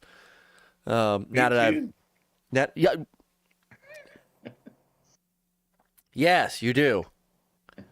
So I honest to God, man, Chris, I paid $9.99 for my green screen. No, my wife did buy me a green screen, and oh, did she? But for the chair, you put it up behind the chair. So oh, nice. I'll get that up in nice pictures. Okay, because you could do use my camera on the. You can, right? Yeah. Yes, you can. So. All right. So. Yeah, it doesn't matter. Even if you just take your phone and somebody takes your picture. That's how I do all of mine, is with my phone. I mean, hell, these phones do such a great job at taking pictures. This is like a 4-year-old phone now, and the picture quality on this is still outstanding. All right, so talk it, Peter. Horizon Forbidden West. Yeah, that was enjoyable.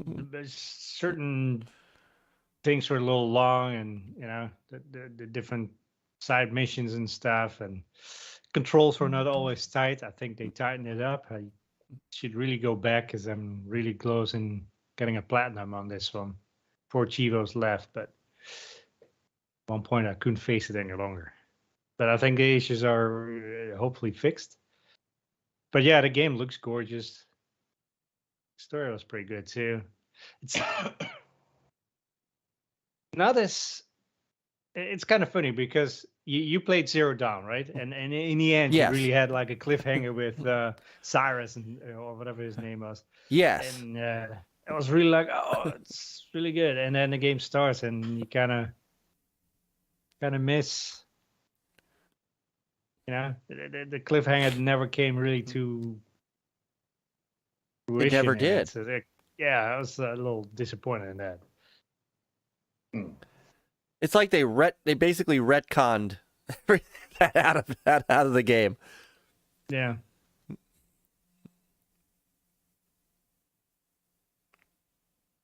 But the game is good, especially if we can get it on sale. It's definitely you have a PlayStation. No, I want to definitely pick it up.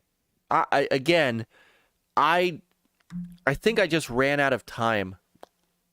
I mean, if you want to do everything, it takes quite a bit of time to go through it. I don't know if you know, see in here how long I spent on it. I know, and I watch because this is your stream.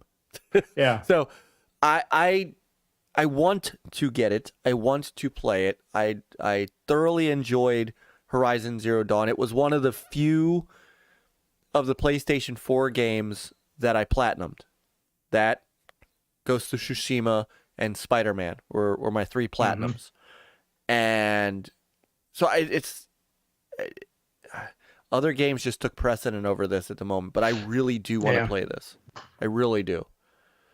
So I still need to pick up the Spider-Man Miles Morales. I've not gotten Miles Morales yet. I need to pick that up too. I need to. I'm waiting for a good sale. Well, it's not coming to Game Pass. On PC though. Yeah, but I don't play games on PC. That's I know. Yeah. I don't. I mean, you have a PlayStation 5, right? So it's like I do. I just wait for it to go on sale. yeah, same. So, and then it almost seems like the PS5 games are like Switch games. They rarely go on sale, and when they do, it's like it's not enough.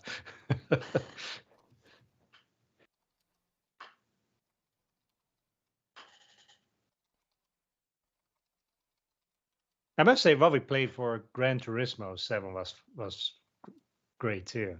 Can't wait for Forza Motorsport. oh yeah. So we'll get to that in a minute. Let me. GG7 was not on my list of the tie best over. of 2022. It started it. It started to be. Yeah, it's just You car and I were economics are like so excited for that game. yeah.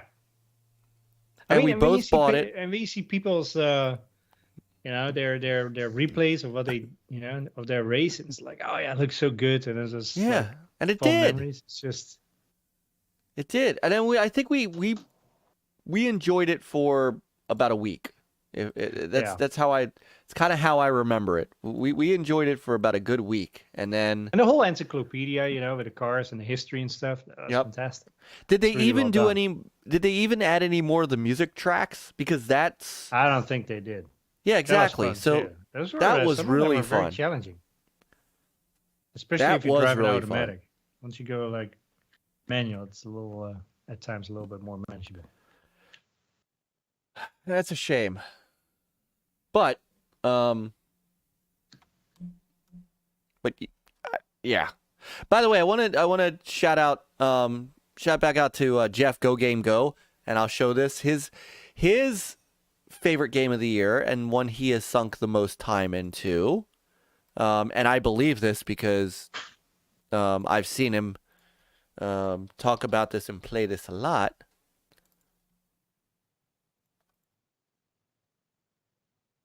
Splatoon 3. No. It's the one that the just came out, right? Yes. Yeah. The reason I still have 2. I unwrapped it, but I still need to play that. yeah. Well, and there's a reason that I'm bringing this up. There's a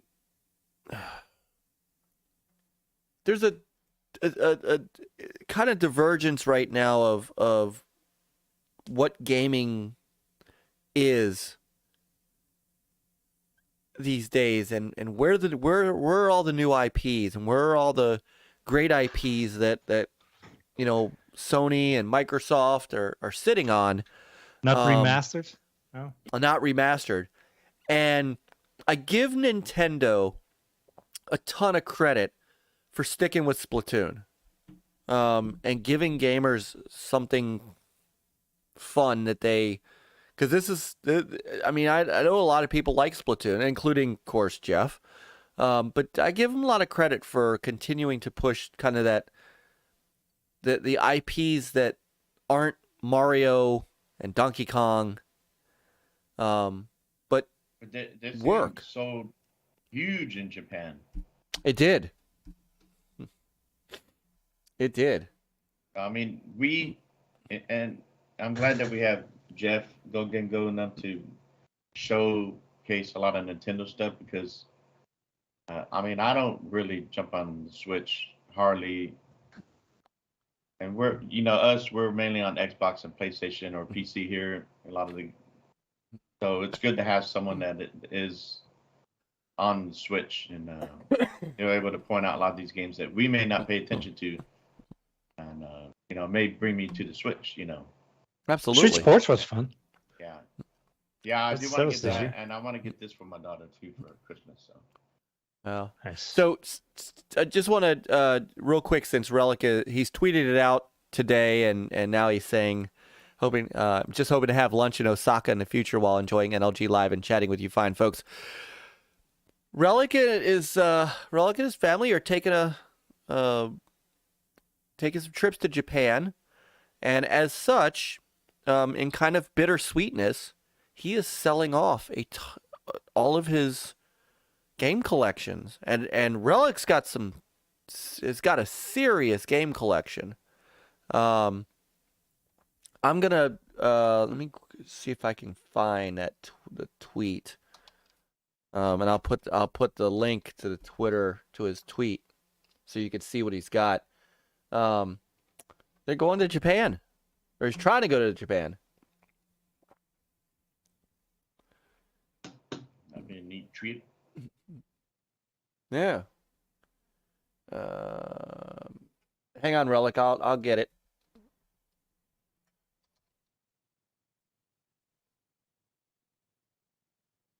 Which, I mean, again, it's kind of, sad that he's selling all of his stuff, but at the same time, it sounds like a fun endeavor. I've always wanted to go to Japan.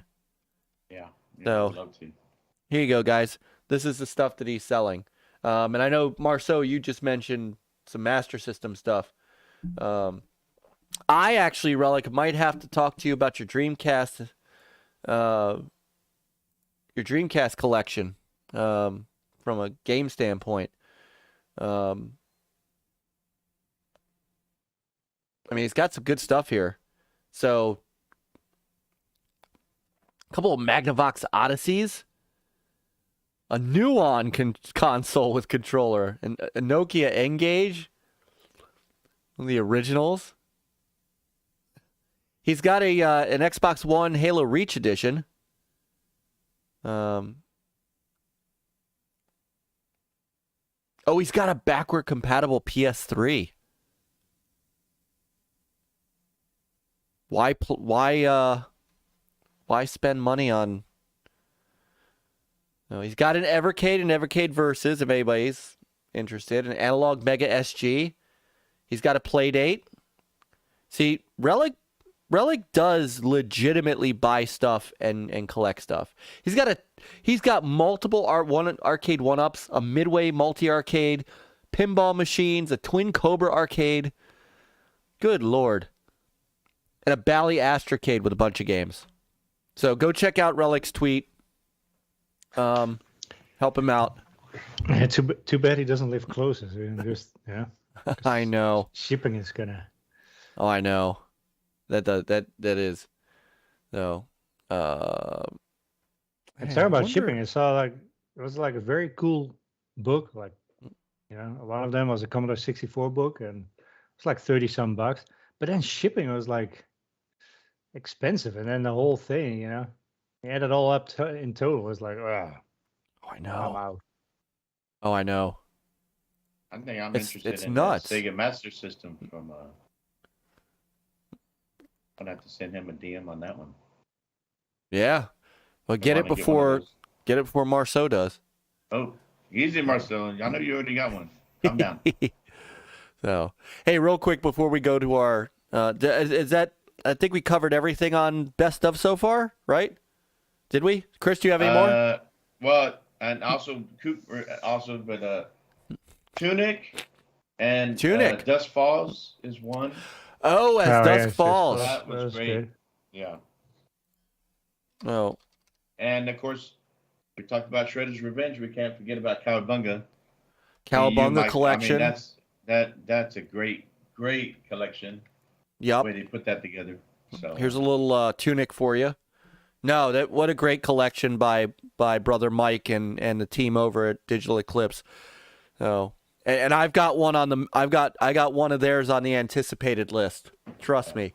But Tunic, a great game, action adventure game. If you like Zelda, you can get lost in this game. And it's like you're running around and you look up, like, wait, how do I get to that door up there or a certain area? You just got to explore it, and it's unique how you get to certain things. And these boss fights and some of these, they're tough.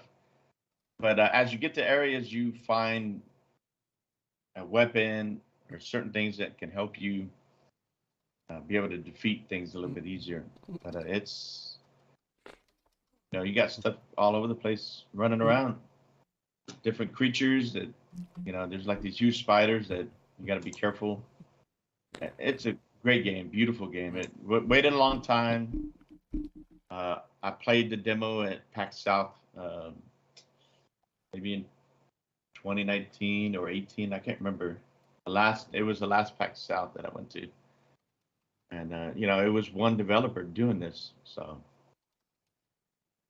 I got to go back to it. Definitely didn't finish it, but definitely a top indie game of the year. Maybe, who knows? Maybe be nominated for Game of the Year. Could be. It could be. So, and on multiple platforms. So. Yep. All right. So now I think we've covered it. So we wanted to get to the next thing. So we'll spend a little time on that. But very, very quickly. Oh, why is it frozen? It should not be frozen. Don't freeze.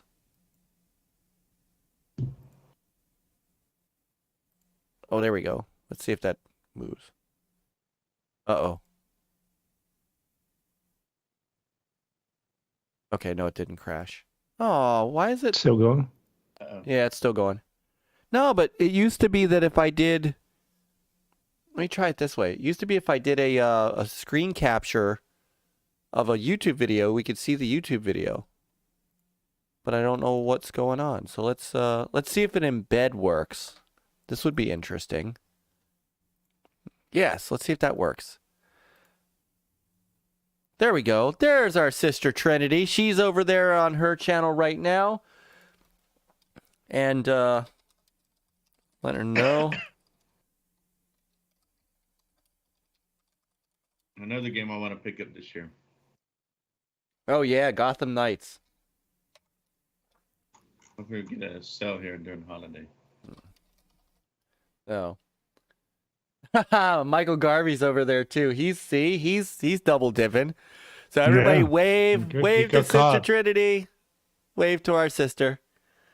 So she's over there right now. She's streaming she's streaming Gotham Knights. So when we're done in probably like 30 minutes, probably 20 minutes, head on over to Sister Trinity's stream. Tell her we sent you. I mean, she really is awesome. She's such a kind heart, such a just an outstanding lady. We had her and Spooky on our show last month, and they're just great freaking people. Just great people, both of them. So we're waving. So all right, anticipated games. Oh, sorry, Peter. Oh, our anticipated games. Yes, I think we're not going to get to the news of the week. Yeah. All right, so now since we've talked about the games that we've loved so far, in 2022. And by the way, I want to throw a quick shout to Gravatar Recharged and Yar's Revenge Recharged. Just wanted to throw those in there. 2 Atari VCS games that I have had a ton of freaking fun with. So anyway, I just wanted to throw those in there. All right. So these are the games that are coming up. And this year. what are we looking forward to very much? So who wants to get this ball rolling? Well, we already mentioned one game, right? Starfield. Right. Starfield. And there's a few people in chat, like if he's still here. Let me see if Canadian Gamer is still here. He's still watching. Starfield, Skyrim in space. Forza Motorsport. Yeah, Forza Motorsport. So why Skyrim? Why Skyrim? I'm sorry. Let's try that again. Yeah. Why Starfield? Well, I mean, if it's anything the same feeling I got when I played Skyrim, then I will spend many hours in Starfield. Space exploration, huge, story branches and dialogue and choices and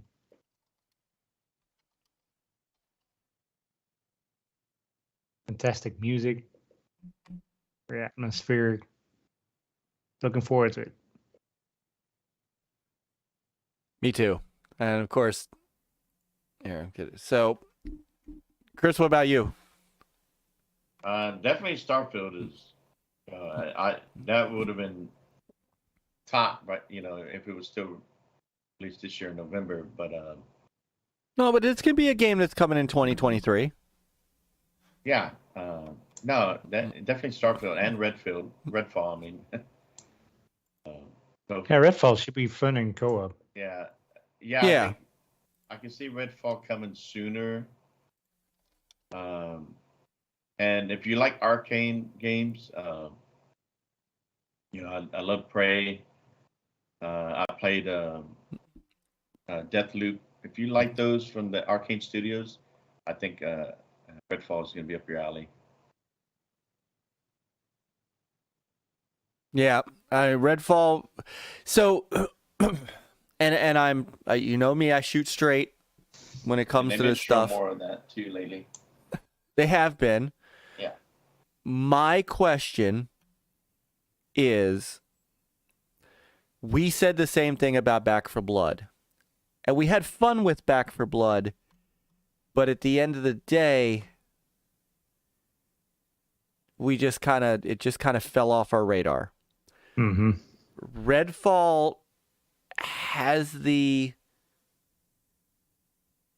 potential to do that as well, unless they can make this feel like. So, to me, I would like to see if this feels like how Peter and I felt playing Youngblood, because we had a ton of fun with that, and I know people hated Wolfenstein Youngblood, but Peter and I had a really good time with it. Yeah.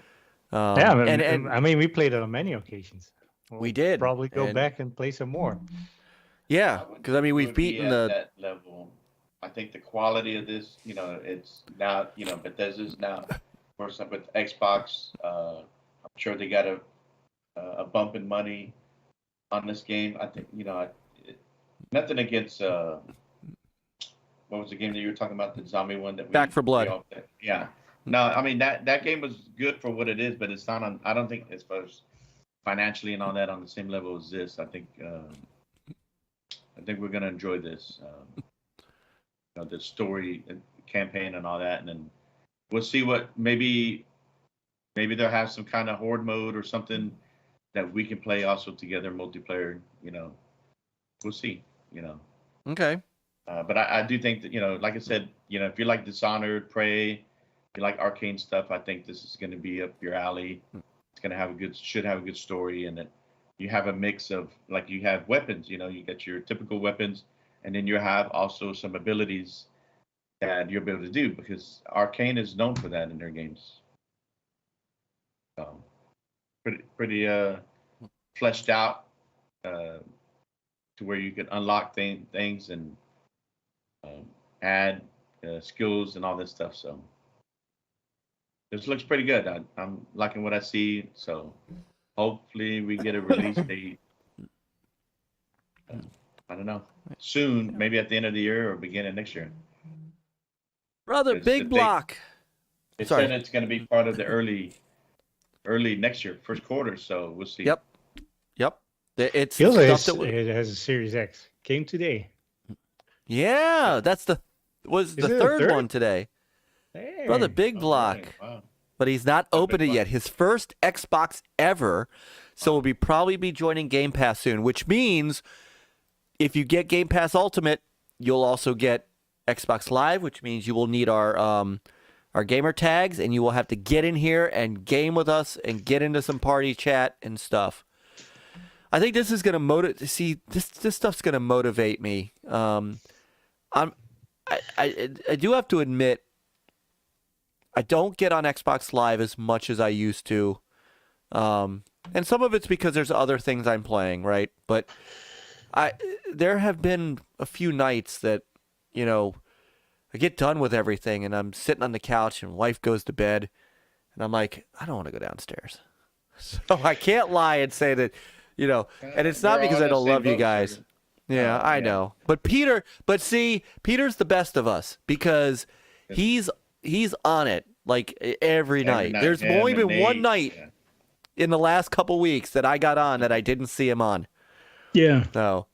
And I guess I feel bad because during the week y'all might jump on. I see y'all post in the Discord. I'm like, well, I'm already in bed. So, or I don't see it until the next when I get up at 4 a.m. the next day. That's that's part of it. I mean, I can't. I get up. Imagine you being up at 11 o'clock at night, only to have to. Yeah, I can't imagine that. I just yawned thinking about it. But what's funny is that what was it? I took a nap. Was it Friday or Saturday? No, I think it was Saturday, and I stayed up late. I got on the party chat with you guys, right? And y'all were already. I got on kind of late. Y'all were already, not too long after going to bed.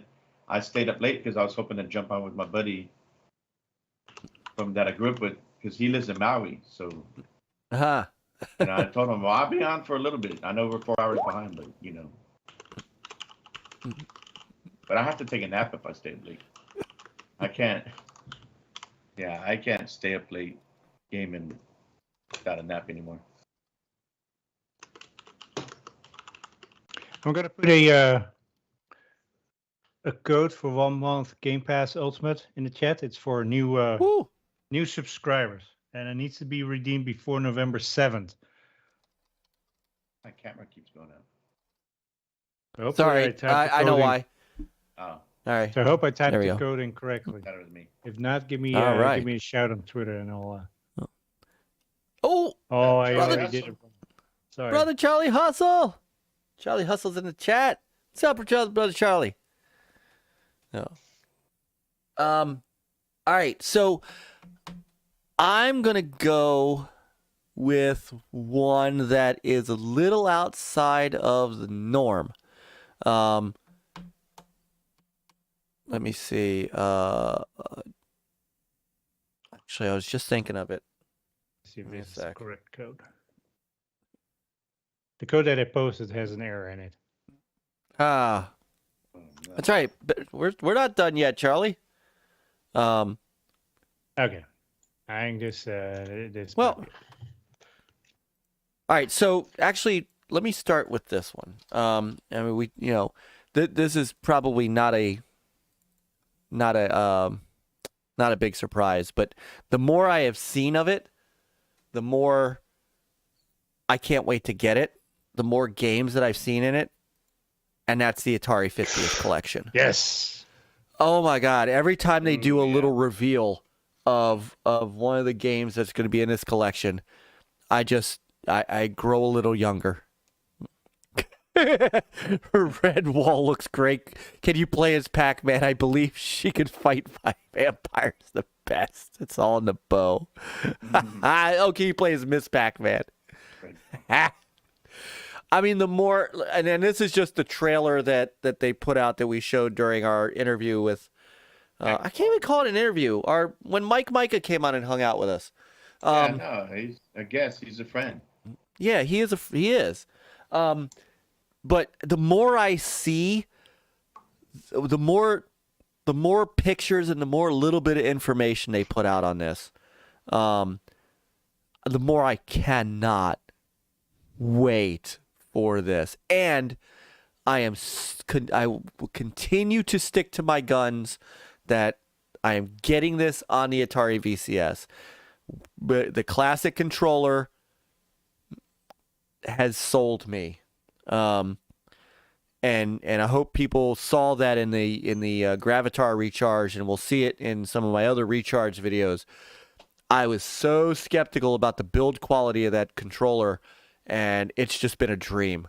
And that spinner stick in the middle, it's going to be perfect. It's going to be perfect for this game. I of all the big ass games that are coming out next year, this is one that I am just so highly anticipating. Cannot wait. Nothing wrong with that. And that actually, this should be coming out this year. Well, yes, he did say Right? he did say this year, Possibly November. possibly. This We month, could get a date. I'm patiently waiting. Yeah. And I'm going to stream. I'm definitely going to stream this. So that's one of my anticipated. Good one. Definitely. Did I skip over you, Chris? No, I had chose Redfall. Okay, you chose But Redfall. I'm there with Peter on Starfield too. So. Oh yeah. What about Motorsport? Interest in that one? Oh yeah. What's the Motorsport? Yes. Ooh, Myke? Jeff says November 11th. Oh, Motorsport? Hell yes. That's not even. Yes. Oh yes. Let me grab that footage. Jeff says November 11th. So we are 9 days away from Atari 50th. Yeah. Oh, is that set in stone? I always believe Go Game Go. Is that the date for all platforms or just the Switch? You know what? I will take a quick look. In the meantime, let me throw up the Forza Motorsport. Oh, so okay. He says that's what Amazon says. Well, you know what? Let me see what the Xbox says. It says pre-order. Let me see if we have a date. Well, let And the me see answer what. is 11/11. It says. Yeah, I got the same information. This is on the Xbox store. So why You know don't what I I'm just gonna go to do? the? I'm gonna go to pre-order the that source. sucker. I'm gonna go to the source.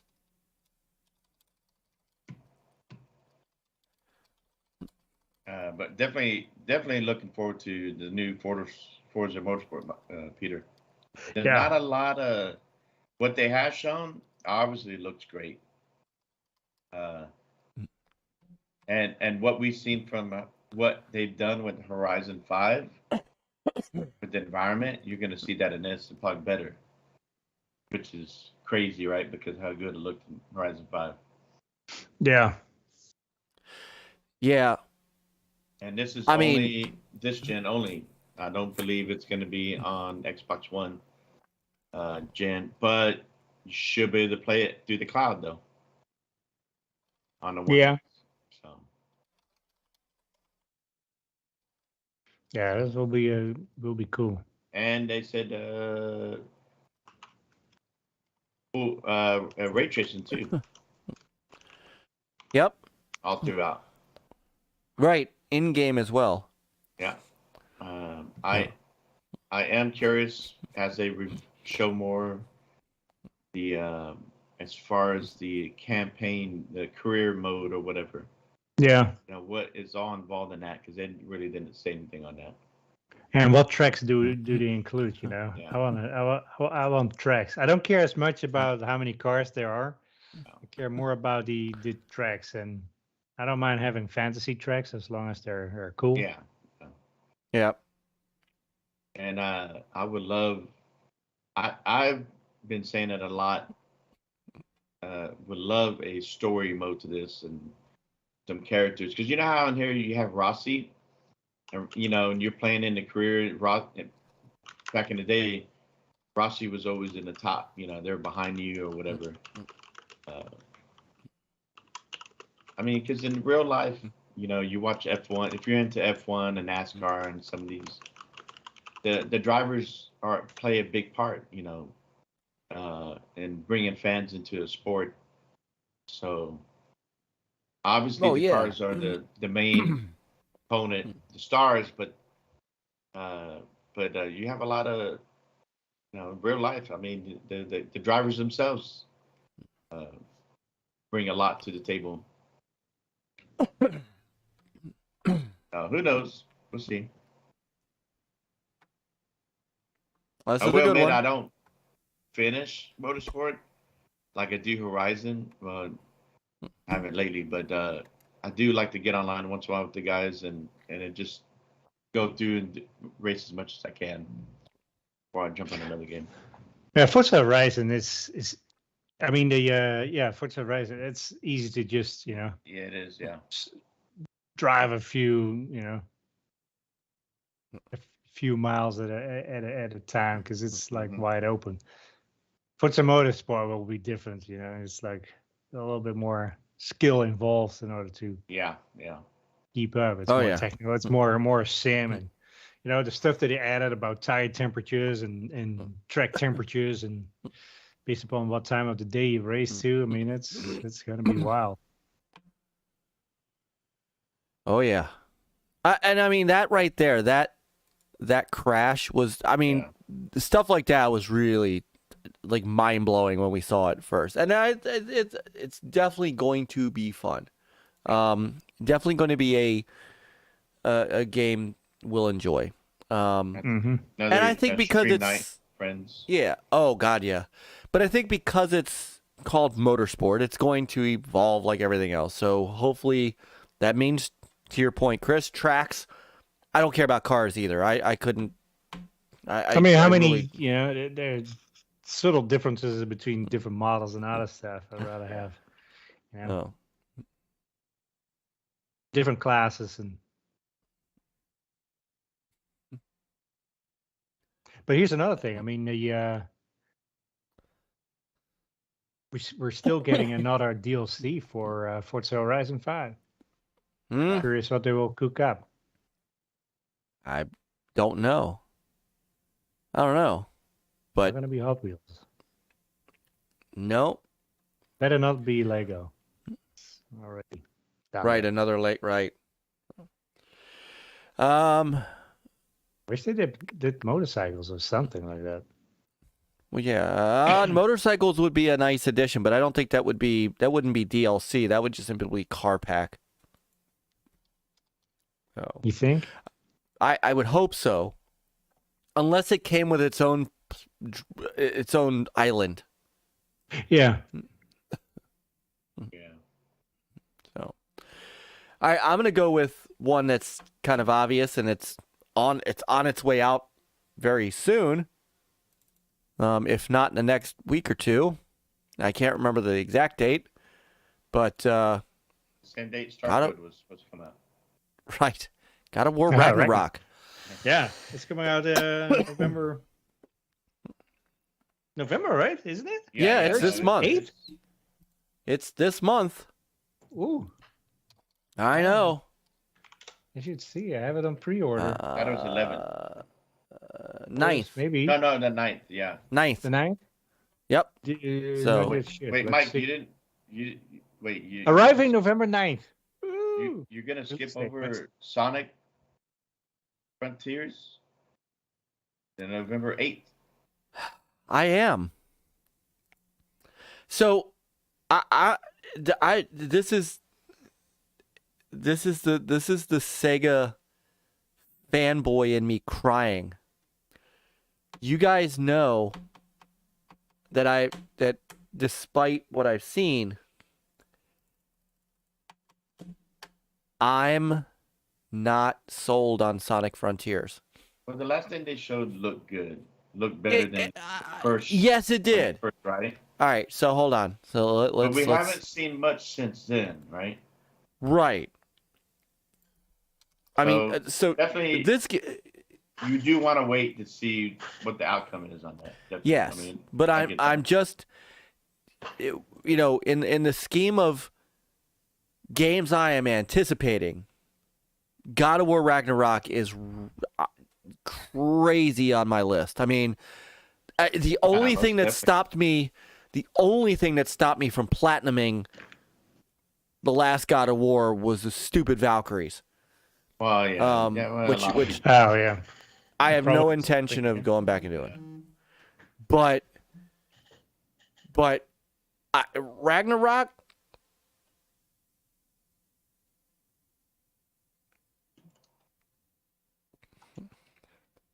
Well, Ragnarok I mean, is gonna be. the first one was Game of the Year, and I do believe this is continuing from that success. It looks good.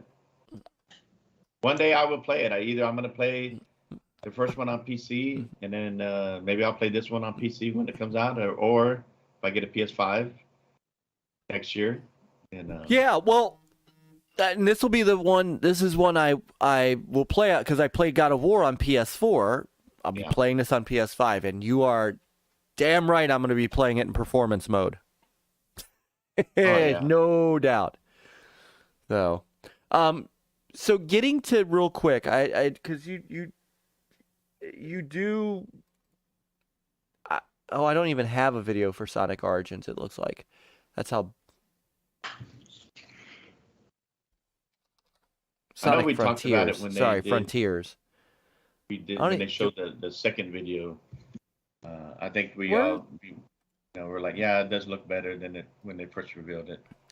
Yeah, I'm not saying that it doesn't look. No, It doesn't look better, but I'm not sold. I'm not sold on Sonic in an open world like that. And Sonic Adventure was not open world. Sonic Adventure was straight up linear. It just was linear 3D. So I'm not against Sonic in 3D. That would be highly hypocritical of me, and I'm not doing that. I have no problem with Sonic in 3 dimensions. What I have a problem with is they're turning him into the whole point of Sonic the Hedgehog is speed. And they're not doing that. And I that just I can't I don't know that I could do Sonic just kind of walking around and exploring. Like even in Sonic Adventure, you had to go fast to get to do things. This is just They not. still do that. I mean, and when you get to certain areas, and then maybe it changes into like a 2D setup, kind of mix and match. I mean, Mario Odyssey did a great job of that because to get to certain areas, then you had to go to the traditional side scroll, 2D to get to a certain area sometimes. So I don't know. We'll see. I mean, there's just not a lot that has been shown, and then they moved the date because it was originally supposed to be released on the 9th, and then they decided, well, let's release the day before God of Ragnarok. So Yeah, let's hide it. No, I mean it. Don't get me wrong. This looks good. It's got a look, but and here's what I want. I want to be wrong. oh yeah, I want so bad to be wrong. Marceau's with me. It looks like it's going to be a snooze fest. And doing just this thing. And just I want to be wrong. And I'll be happy to be wrong. But this is just not on my anticipated list. It's just not. yeah. Well, we'll see what the results are. What people's, because I don't even think we've seen anything on reviews yet. No. So Yeah, I'm curious when that embargo is up. yeah, probably not till So. midnight, Yeah. please. All right. Can I throw one in real quick? Anyone? Damn right. Yes, please. Somerville. Somerville, Yeah. which is Waited coming for that out. one a long time. The 15th this month. Yeah. So, hold on. Hang on. It's another one, and that's that Gonna be Devolver. in Game Pass. Publisher Jump Ship. Jump Ship. Yeah, and that's the developer too. I'm not sure. It seemed like they published their own thing, but it's gonna be in Game Pass. So they,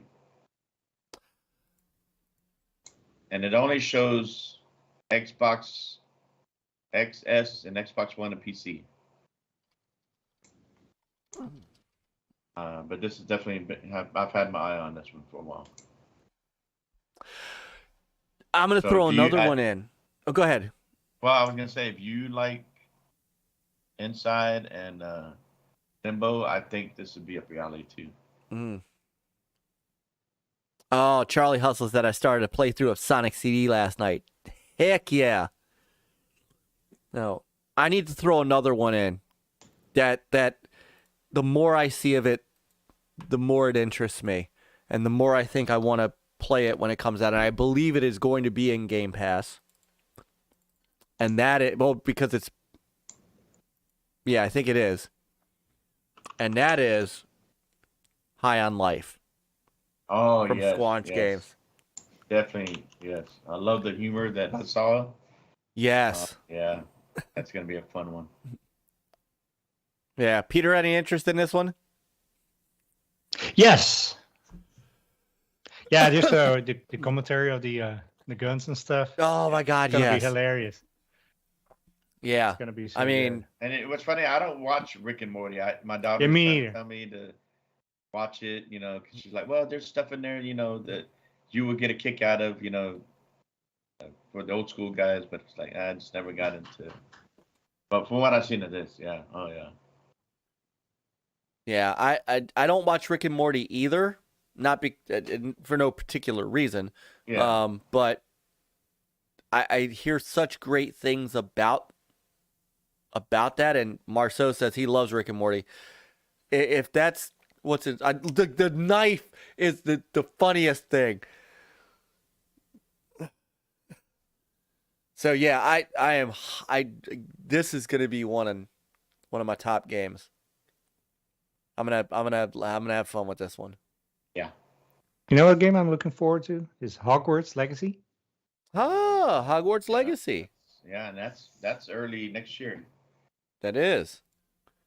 Yeah, let's see. I do. Does it have a Now. date? Or not yet. I thought it was. See if we can find out. I honestly thought it was February 9th. Yeah. February 9th. Really, it's not much shown for January next year. I think Dead Space remake and Forspoken. I don't know if y'all are interested in Forspoken. I have my eye on Forspoken, but I'm not. Yeah, it's kind of look cool. I don't know. Because that one right now, it's only console launch on PlayStation 5 for now, and PC. But yeah, definitely Hogwarts, Peter. I'm gonna have to play this along with the wife, or maybe I can get her to play it. Depends on how the everything plays out, the mechanics and everything. If it's smooth, if it's easy for her to pick up, I think she'll enjoy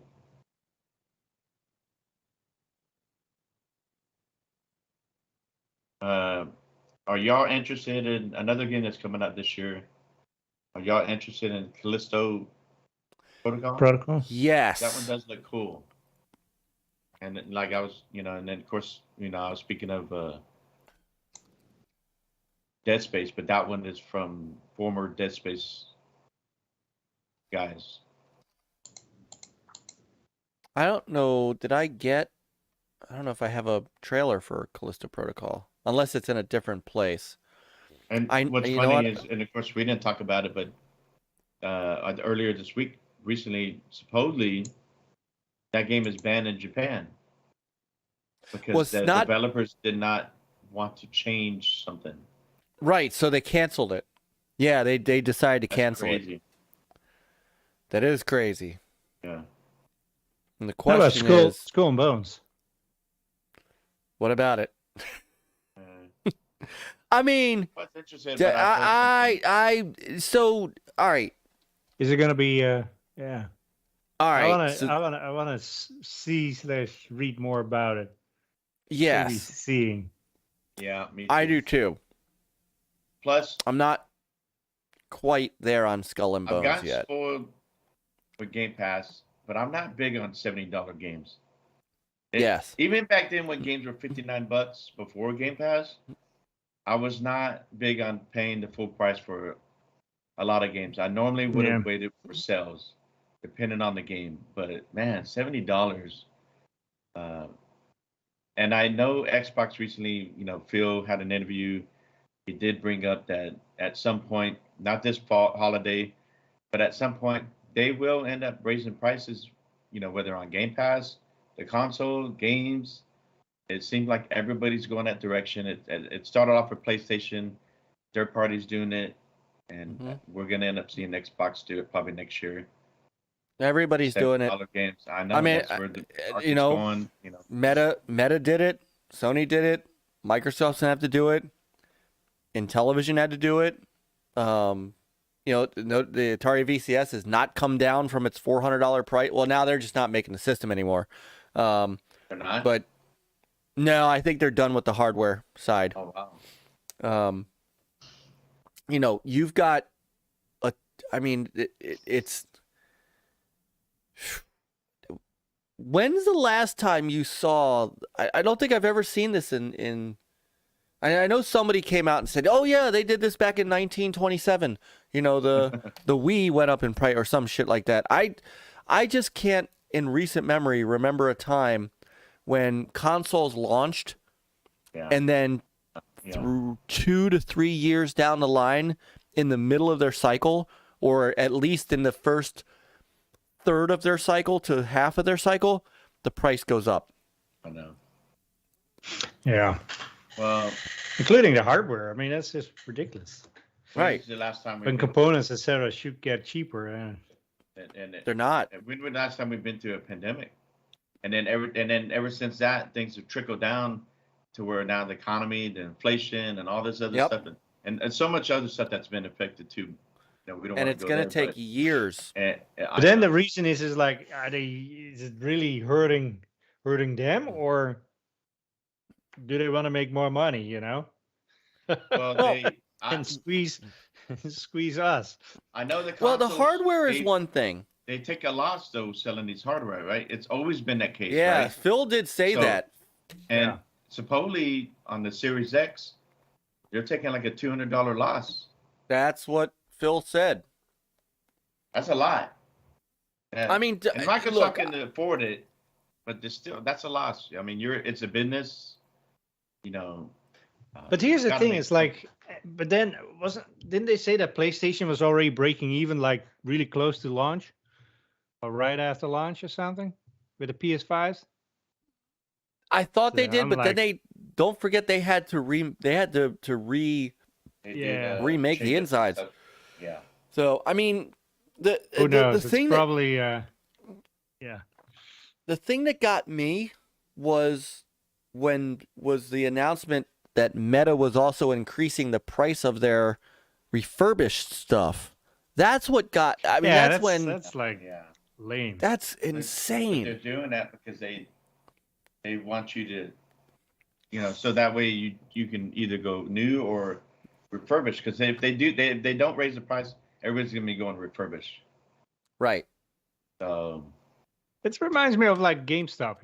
New game $60, slightly used or used $55. It's like, what the heck? Yeah. And both games, the disc is not in the case. Suspicious. But okay. Yeah. So a lot of great games coming out. Yeah. Now I've played, going through my achievements.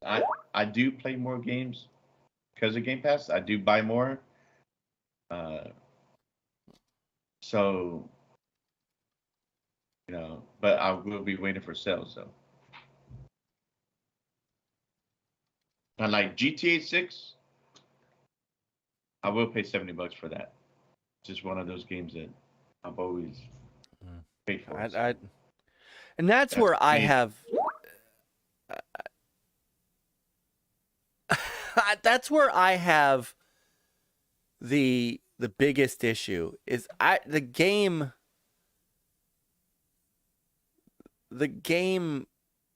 development side. That's where I have the biggest problem is the game development side. Is that should not, I mean, you're not, especially when the digital prices are the same. That's what it is. I mean, somebody's making, a ton of money. The publishers. I mean, how come, digital rarely goes on sale, or if it's on sale, it's just a little bit. And then you have physical media that, has to be distributed and this and that. But it's physical anymore. It's right? like We've been hearing complaints about that recently. Yeah, I mean, that gets discounted 75% like 2 months after, and they're like, we're just getting raped left and right. But the thing is with physical, it's not so much the publisher that's discounting it; it's the box stores, ain't it? I mean, because they want. not but sure. in the end, they will get less, right? Well, or is it like for digital they get the same amount? It's just either Microsoft takes the a big part of it, or I don't know. I mean, where does the money? Isn't that why PlayStation? So all their digital first party is straight through them, right? You can't buy a PlayStation digital through Newegg, GameStop, and so on, right? I mean, I know even like with I guess on the later Steam and stuff like that when they're so later, but yeah, first party, I don't know. yeah. Oh, they want to make that money. They're not going to discount those digital games. Yes. Until later on. Oh.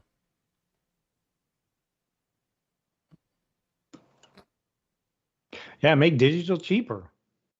Keep it at 60 and for new releases and physical 70. I don't think they're going to do that. Well, a lot of like we're getting to the subscription era now, and then of course cloud gaming, and then more people are going to be playing our games through those than they will be buying them. I mean, it's just like the movie and the music business. People are not buying movies or straight out in music. They're just streaming them. Yeah. And that's where the gaming is going. And even that, people are raising the prices. Like Apple Music just got an email this week saying like, oh, we're going to raise it $2 a month for the family plan. It's like, oh, who's going to pocket that money? Are the artists getting more money? Doubt that. I don't know. Oh, Brother Dread. Brother Dread is back. He was here earlier. I did say hi to Dreadpool earlier, right? Yes, I think you did. Okay, I feel like I did. Because I did show the cool games he got. So I okay. think you did. Oh yeah, I did too because I showed the games. Yeah, I showed the games. Oh, hey, what's up, Red Bull? I'm sorry I missed Red Bull coming in. Welcome, sir. Okay, I did, and I showed the cool games. Did you see? You missed this, Chris. Did you see the games that Dreg got for me? Of course, I'm going to send him money, but Winter Heat, and they're all Saturn imports. Winter Heat, Fighting Vipers, Fighters Megamix. So I feel a retro stream coming on for, I don't know when, because tomorrow night and Thursday night I'm going to be on shows. See, Myke doesn't game. He's just talking about games. Oh, damn. That's not how you unlock your achievements, sir. That's not how I get my gamer score. No. You got kids. No. You let them do it for you. Let them play those games for you. That's right. And we've got That's them right. red-handed before with, I don't know, Oh, roadblocks and come stuff. on. Come on. That is unfair. I'm being attacked. It's past midnight. It's Oh my goodness. It's almost like I'm talking about Halo Infinite again. So it is. It's 12:30. I think we got to get the hell out of here. So guys, either next week or whenever we do our next show, probably next week, it's our 300th show. Ooh. This is 299. We are on. We're headed Chris's towards show our will be 300. $2.99 and a half because it was late today. I don't even know what to Well, do for our 300th. Well, we're gonna have to have some giveaways for sure. Okay. Will Spin will be coming out, so we need to make up because I haven't been staying on top of that. Last month was kind of crazy in a way, but because I really haven't been on much, right? I was sick, so we'll do a couple giveaways. We'll make up for last month and this, and then of course our 300. But yeah, we'll have to talk about that. How we want to. Yeah. But if we depend on what we want to do, we may have to delay. Everybody's delaying. We may have to delay the 300. We may have to delay our show. May have to No. stream next year. Maybe we'll stream a game and then we'll figure out what we want to do for the 300. Hey, absolutely, Red Bull. Red Bull says, "Hey, thanks." He says, "Cheers for letting me chill." Of course, man. This is a great place to come hang out and talk games. He said, "I'm off to cruise the tubes." There you go. Give out some PS5s. That's a little rich for our blood, man. But no, it's really glad you stopped in. Glad everybody stopped in. And by the way, Marceau's still hanging out in the chat. He just popped up another Outrun speed run. This time on the Sega Master System. So I love watching his speed runs, man, because it is Outrun, and I can't help watching his Outrun stuff. So my chat seems to have stopped working. Hang on a second. I see it over on the left, but I don't see it. Let me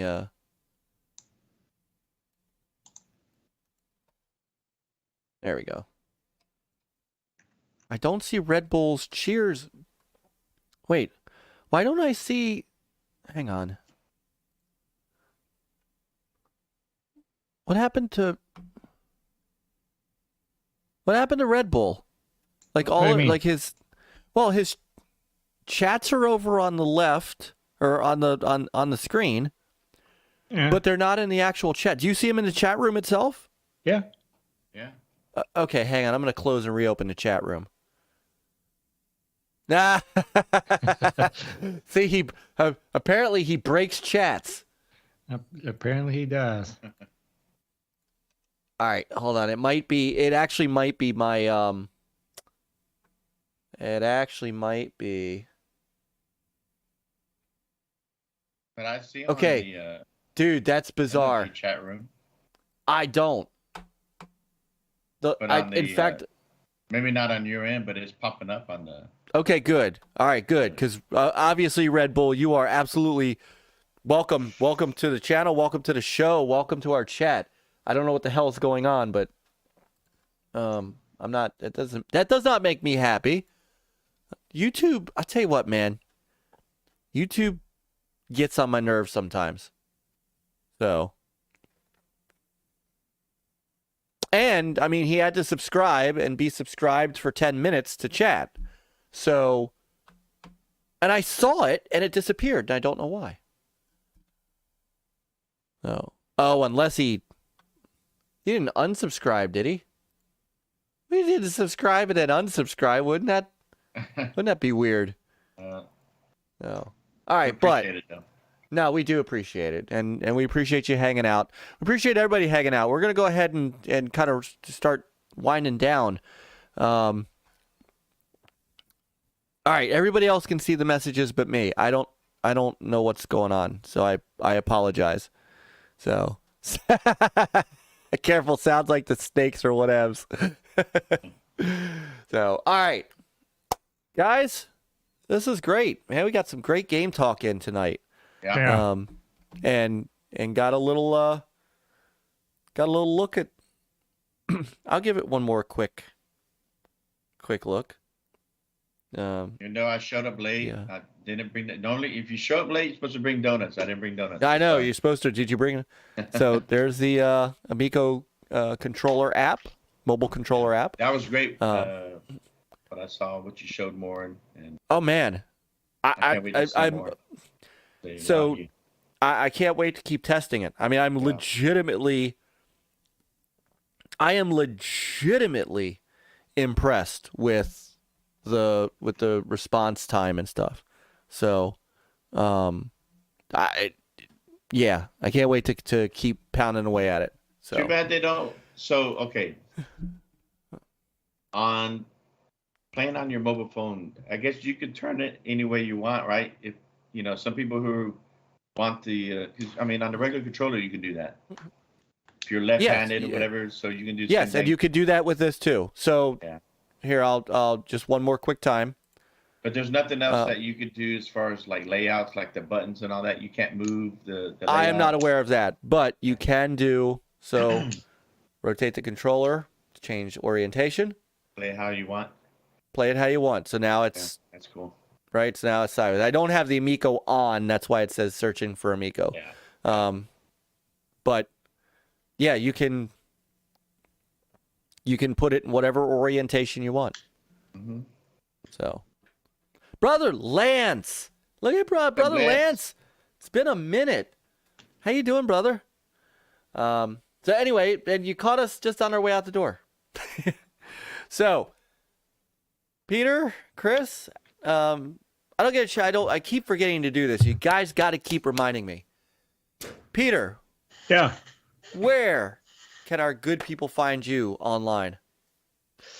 Well, they can find me pretty much every day after 8 p.m. Eastern Standard Time on Xbox or PlayStation. On Xbox, it's HDK. PlayStation will be HDK 360. Or you can find me on Twitter as HDK 360. Nice. And the Switch is too complicated. Yeah, Exactly. the Switch. A bunch of numbers. Good luck. Bunch of numbers. Yeah. And, Brother Chris, where You can they can find the catch great me Fastback? On Twitter and on Xbox, Fastback 6768. So if you see me online in a party chat, whatever, just hit me up. Or us. And on Twitter, if you're not following, hit me a follow. We do giveaways here, so it helps if I'm following you on Twitter and I can DM you, get info and all that if I got to mail something to you. So definitely appreciate everybody, and we are definitely looking forward to 300. That's gonna be big, and we're gonna make sure that we don't have no hiccups on this time around. No, hey, if you notice, everything has worked really nicely tonight. Yeah. I think part of the issue I had with OBS was I was trying to go both ways with the voice meter banana stuff. And anybody who uses voice meter banana with OBS knows what I'm talking about. OBS, for all the nonsense that happened with the version 28 upgrade, one thing they did add was an application audio capture. And that is how I get you guys into here from Skype without having to mess with all of your different without having to mess with all the different inputs and hearing echoing and stuff like that. And then I'm able to get the sound from OBS into Skype so you guys can hear the videos and stuff, and then still use my regular microphone with OBS. So I've got it. Thank you to Peter for working this through with me to make sure, to get some testing done, make sure everything was in place for tonight. So going forward, I do not have issues with OBS as we go forward. So for now, till the next update. Yes. So. All right. And then, of course, you can find me. You can find me on Twitter at NLGMullis, as you can see there, and we're scrolling, so you can see us there. You can catch me on Xbox Live at StingerNLG. I believe you could also catch me at NLG Mullis on the Atari VCS. I keep forgetting that I do have a VCS things. You can find me on PlayStation at the original NLG, because apparently the word Stinger doesn't work. Yeah, that's with a that. dirty word. That's a dirty word. In Japan. And I don't have a Switch, so you can't find me there.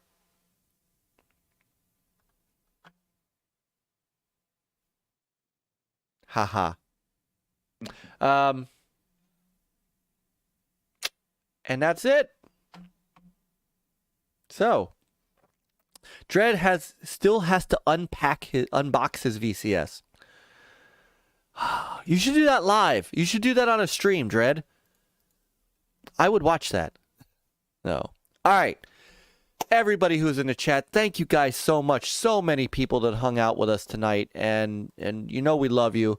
Man, you guys are awesome. And I think we're gonna stick with the subscriber only chat. So It worked out. We had a good. It did. Good crowd, and everybody's respectful, and Yes. Good. Yeah. Love our family here, so appreciate it. Sounds good to me. Yeah. So, all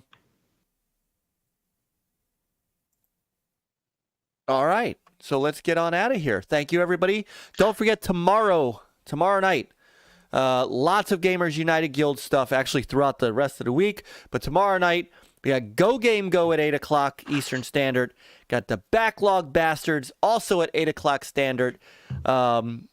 And two great shows to flip back and forth on.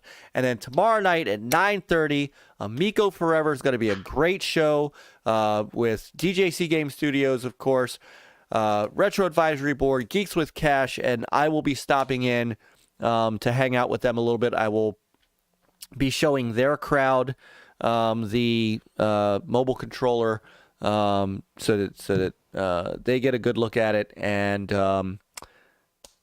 yeah, so then of course the rest, just do yourself a favor. Just go down below, just click on all of those channels down there and just follow them, sub to them, every day. Check out their shows every day. And on some days, morning and night. Saturdays is Evercast and Dragon's Den. Sundays is Good Morning Xbox and TXR. Friday nights, you got Iconic Video Games Podcast. If you like original and television games like I do, Astro Smashed, another DJC Game Studios show on Monday night. And then Tuesday, we will be back here right after Retro Renegades, which starts at 7 p.m. And we'll be back here for our 300th episode, guys. Unbelievable. Yes, sir. No. So until then, and I might try to figure out a time to get it and get some streaming done. We will see. Until then, have a great week. Pick up a controller. Get some gaming in. Play on, gamers. Come on. Adios, gamers. Have a good rest of the week.